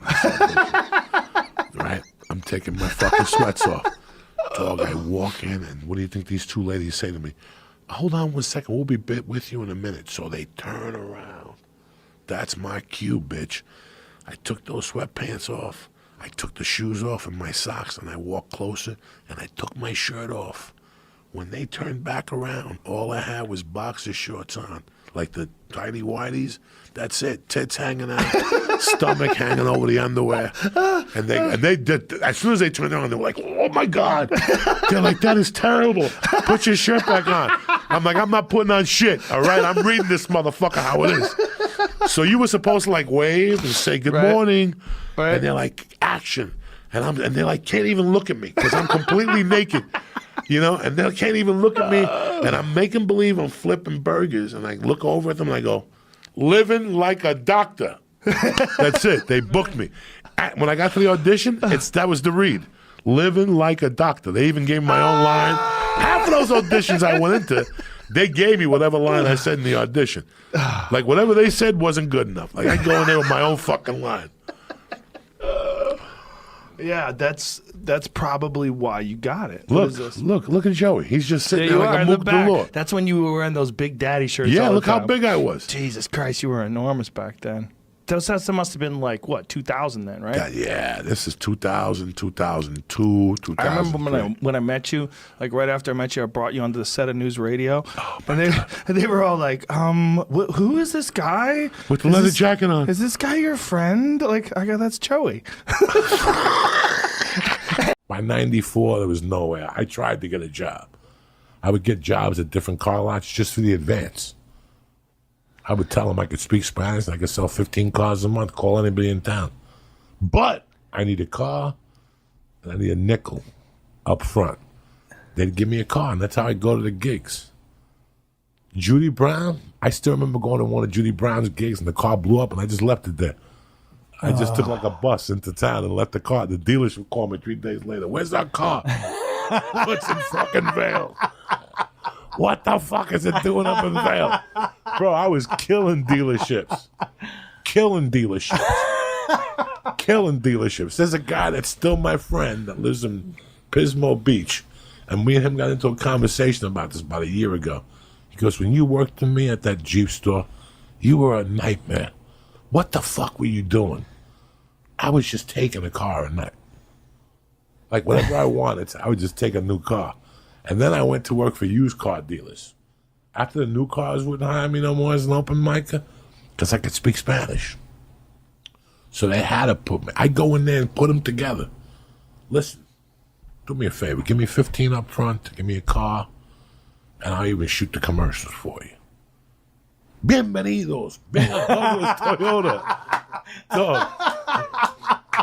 I think I shot one commercial for one of those guys. They had the whole camera crew out there. Llámame ahora, José Díaz. 303-752. So people would come down there looking for me from Telemundo. I never lasted. I quit all the time. I quit every fucking job. Oh, my God. I would just go take the job just to have it. Then one day I took a car from a used car dealership. I knew the girl. I had an affair with the girl. And she called me up one day. She's like, Joey, these guys, they'll pay you anything to come work up here. They're looking for a Spanish guy. That was my last car job business. I go, her name is Lori. I go, put them together, get me $2,500 a demo. She goes, I'll call you back in a little while. She called back. She goes, they'll give you $2,500 a demo. You got to work ding to ding. That means all day, 4 days straight, and 2 days off, whatever. I go, all right. I went there. They go, pick a car. The first fucking car. That's when I was mush. See, he doesn't understand that I could call him mush because I used to be mush. At that time, everything I touched turned to shit. Every car, everything I touched. Whatever I touched blew up. If I bet a team, even if the other team didn't show up, I'd find a way to lose. It was terrible. I know mush because I live mush. So I had a gig in like fucking Wyoming. You can't write this shit. There's like a foot of snow coming down, so I didn't want the snow to settle. So I left after the gig. At this time, I'm doing 35, 40. What car did you take? One of their cars off the used car lot. Yeah. We're driving back, and I hear like, boom, boom, boom. I'm like in Greeley, and I hear like, boom, boom, boom. Something's wrong with the car. And I'm like, man, this is getting hot. I'm by myself. I'm like, man, this is getting hot in this car. And all of a sudden, I'm smelling like fire. I'm like, come on. And sure enough, I pull over, bro, and something was on fire under the hood. I just took my suitcase. I started walking. And within 10 minutes, I hear like, boom, something. And you can see like the flames in the car. I just walked away from it. That's the second time that happened to me in my life. Where a car I was driving just lit in flames. You know, people think like I call them, you know, I lived it. Tell them about the car I had in Seattle. Tell them about the car I had. No. Yeah. The car I had in Seattle, when I first moved to Seattle, the last month I had that car, I was driving it without, not a bumper, but what's the side panel? That covered the wheels. Yeah. Yeah, without the... It was all. That was my, I paid $800 for that car. That was the best car I ever had in my life. Why do I know? Because I put that car through commando tactics. I drove from Denver to Baltimore in that car easy 15 times. Do you still drive the way you used to drive? Yes. What do you mean? Just like You used to beat the shit out of your cars. Yes and no. I'm a horrible person with cars and that's why I don't buy a Cadillac. Yeah. That's why. That's why I won't buy a BMW. Because I've lit cars on fire. Nobody has had worse luck with cars than Uncle Joey. I was the original mush. I still remember being 18 and delivering electronic parts and shit for a company. And I went somewhere where I wasn't supposed to be. And the guy would always say to me, how come it always takes you longer than everybody else? And I would always have some story. Do you know that one day in 1983 in the snow in Jersey, I was making a delivery for this fucking guy? This could only happen to me. There's electrical poles and there's like little wires on the bottom. Yeah. So this is the pole and there's usually like these steel beams. One day I was going in reverse in the snow and the back of the wheel well caught that beam. And I'm up there. I'm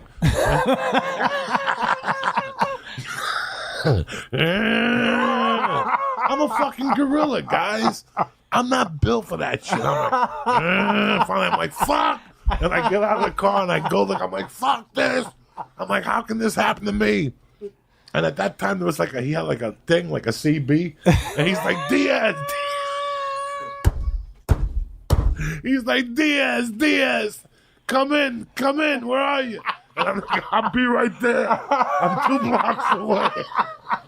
And I'm looking at this thing. It's on 89th Street in North Bergen. It's like a side street behind. I used to live in that rocket ship in that park. It was right there. It was on the corner there. And I went to visit a friend and I went up that hill for some fucking reason.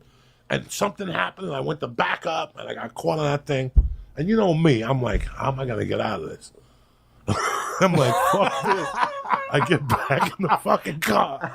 And I just start, I got the car in like fucking drive 2. Like in those days, they had drive 2, drive 1. I had that motherfucking 2.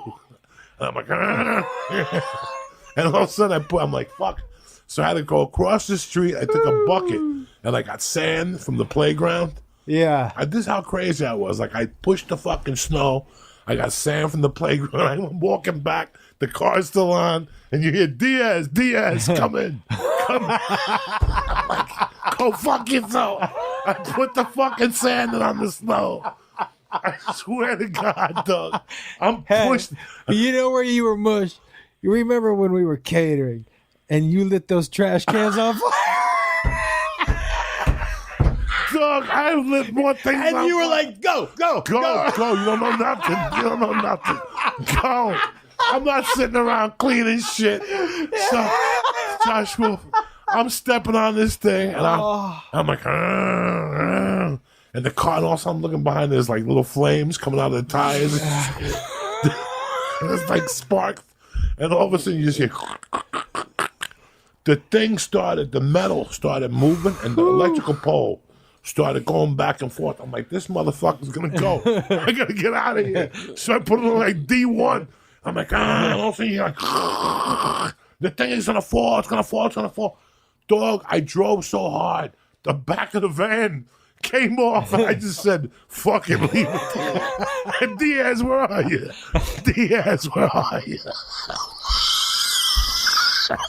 Dog, I'm coming back. I pull up like nothing. He's out there waiting for me with a new delivery. The back of the van is gone. I'm wide open. I'm freezing to death because there's no doors. It just took that whole piece off with the bumper and the tire thing. God. The whole thing came off. I remember pulling up, and he was a little Arab guy. His name, what the fuck was his name? And we used to torture him. He's still there. God.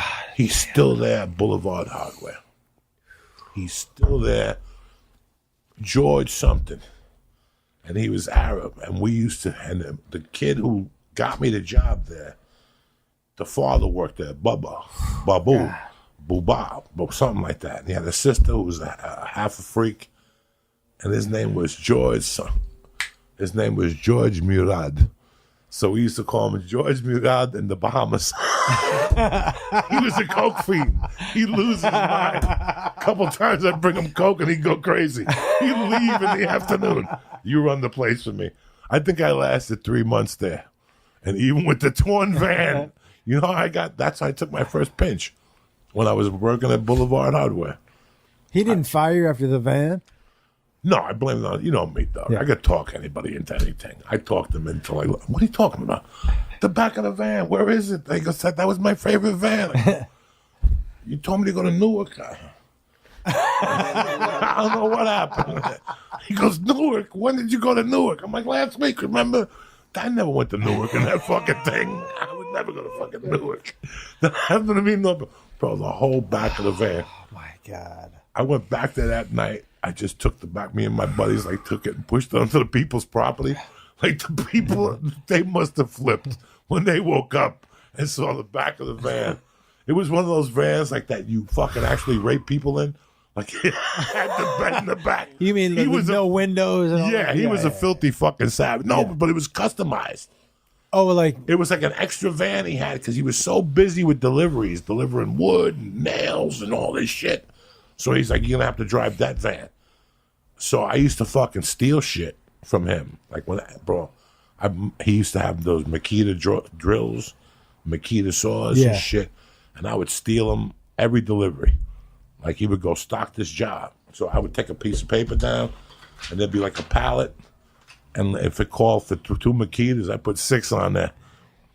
And I would take them right to my little junkie buddy, Bonehead, and he'd buy them for me, give me a kick, come by the house later, I'll take care of you. Man. Yeah, hilarious. I wonder if you added up all the shit you stolen in your life, how much that would be. It's crazy. The Ali's were the first people I ever met, ever, besides my godfather, that ever spoke to me about sex. And then I had this Puerto Rican dude on my block, Puerto Rican Nelson. He lived in the back. He was a bartender in the city. He used to always ask me, and he wasn't a freak or nothing. I always thought that at one point he would molest me. Yeah. And even till today, I think deep sometimes. Did fucking Puerto Rican Nelson ever molest me? Because he used to always have a robe on and slippers and shit.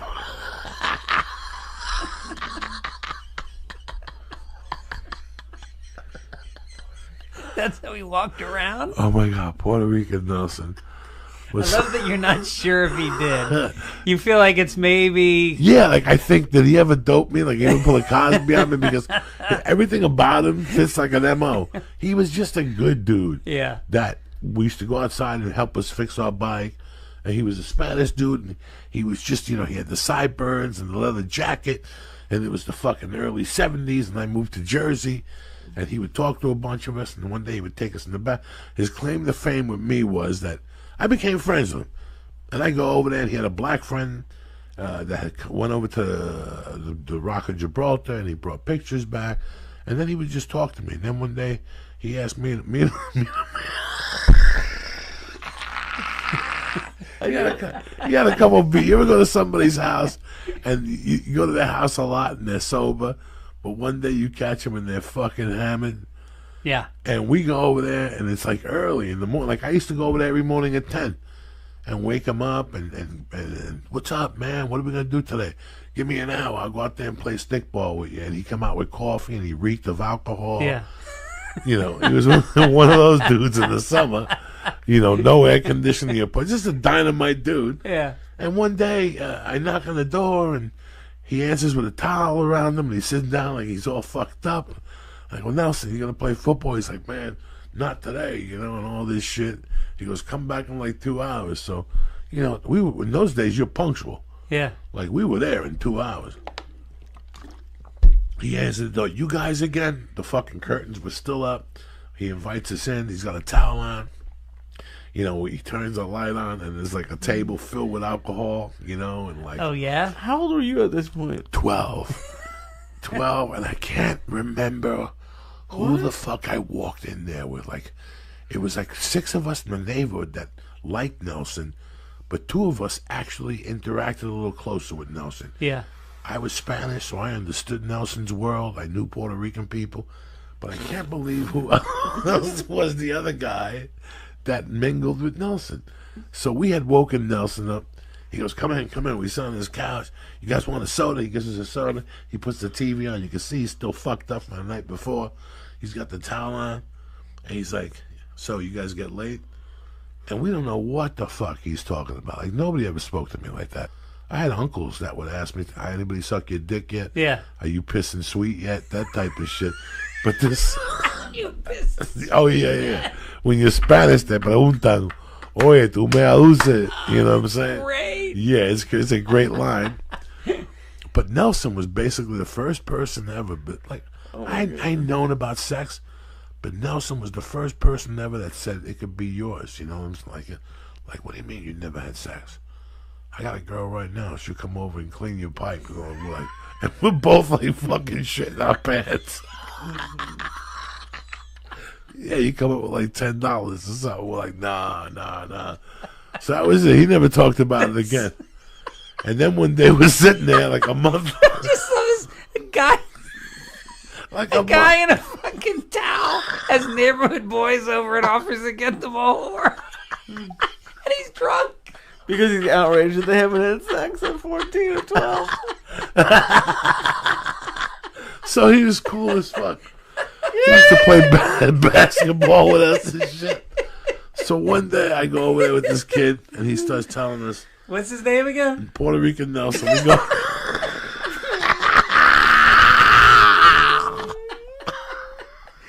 Is it be capitalized? No, Puerto Rican Nelson was cool as fuck because he used to bring us weed from the city and he would actually give us 7 joints for $5. Wow. He really took care of us. It wasn't like he was a bad guy, which to me meant the world.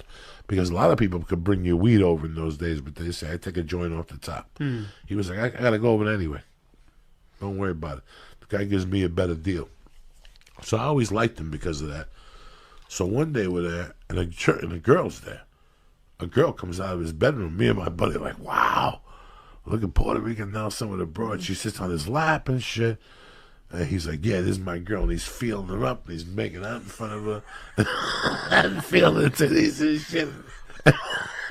And me and my buddy are frozen. Like, we're just, I can't remember who the fuck it was. So, Wow. How old was this guy? This guy had to be 28 and the bro was like 21. But he was one of those, he had to be 26 maybe. He was from somewhere else and he lived there. This is before the computer and before Neighborhood Watch and before... and no one was freaked out by a pack of 12-year-olds hanging out with them? No, because in those days a lot of parents came out and played with kids. And I know, that's different touch. now. See, it's different now. I would never be able to play with a random kid in my No, neighborhood. so everybody knew him from the neighborhood, and in those days we wanted to go into the murky waters. Yeah. And he was kind of opening the door. Not really, to be honest with you. It took a long time. It's not like he lurked us into his house and said, do you guys want to have sex? This is after we knew him for a year. Right. We go back there all the time to get water after a basketball game. We knew him, you know. But now he knew we were growing up and he knew what our needs were. I look at it now like he was just trying to, but we couldn't handle it. Yeah. So one day we're sitting back there, we had a basketball game, and he's like, hey man, what'd you think of that fucking broad the other day? Me and my buddy like, oh, she was banging. He goes, I'll tell you what. He goes, tell these guys how hot she was. And me and my buddy's like, yeah, she was hot. He's like, oh, when can we see her? He goes, listen, I'll tell you what I'm going to do. He goes, listen, I'm going to fuck her tonight in the living room, and I'll leave the window open. You guys can come by and listen.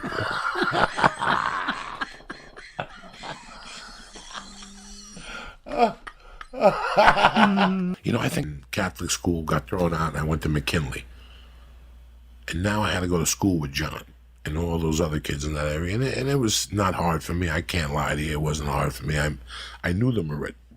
Excuse me. I knew half of them already from the neighborhood. So in the 6th grade, I fucking went to the courts like I did every day, and I'm playing basketball because I want to be good at basketball. Okay. And this kid, Richie Ferreira, wants to play basketball. So we're playing basketball, and he's kind of drunk. Now I'm fucking 12, you know, maybe 11, 12. Richie Ferreira's maybe 17. So fucking in the middle of the game, I say, Richie, stop fouling us. And he pushes me, and he throws the ball down the fucking hill. I get up to push him. He just knocks the shit out of me. And I didn't cry or nothing. I just took it and went down to the corner and went and picked up the fucking ball and went home. But my pants were ripped. I tell the story on stage, not in the extended version, but this all went down and Carmine was on his porch with Peter looking at this. This was a commotion. And the next thing you fucking know, I go home and I go in the shower. My mom's home. What the fuck is my mom doing home? I go in the shower. The phone always rings when my mom is home, so I don't. But the next day is when I got home and she said, listen, we're going to go to the park. You got beat up yesterday? You didn't do nothing. And I'm like, Mom, what the fuck? So she takes me to the park. She takes the guy. We fight. He beats me up again. My mom walks me home, tells me it's okay. I'm going to get into a lot of brawls in my life. But guess what Richie Ferrara does? What? He hires John Bender to fight me. What? So I'm in the 6th grade one day, and John Bender comes in and he goes, hey, fucko, spick, whatever. We're fighting at 3 today. You, Richie Ferrara, How old was John? 6th grade. We're both the same age. What? Both the same age. Okay. So now I go home, I take my books out. Now this was big time. This was weird because they thought Carmine was going to come. So Bobby got on the corner. They had people on top of the hill. And John showed up with every white kid in town. And I'm standing there with fucking Martin Perez, Valentin Farrow, Dominic Special, and Michael Special. You know, he showed up with 15 fucking kids. And they made a circle. And I fought him and he broke my nose.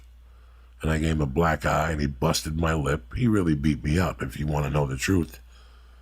And the next day we just went to school like nothing happened. And then like a week later he comes up to me. And he goes, listen, what happened? I feel really bad. And he shook my hand. And I took it for what it was. I always knew something was going to happen between us one day where I'd stab him or something.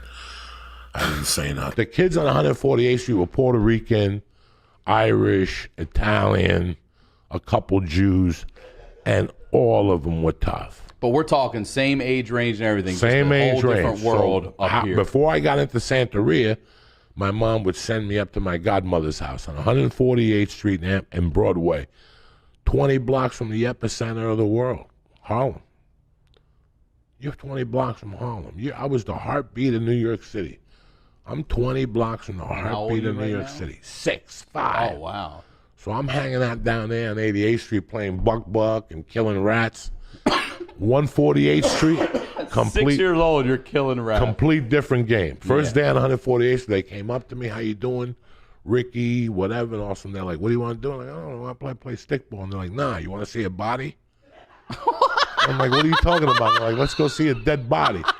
I'm like, I like these kids. They took me down to West Side Avenue, and they had some guy who had been hit by a car.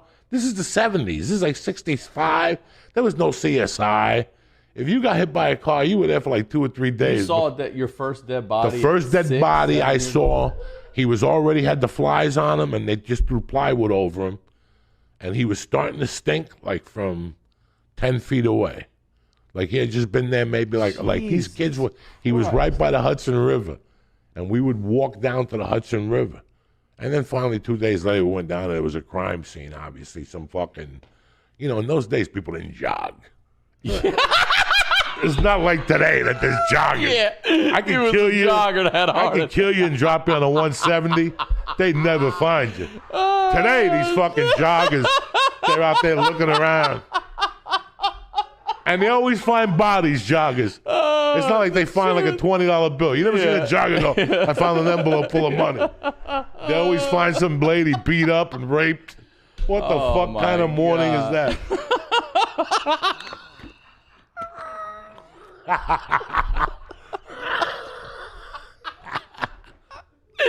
Oh my God.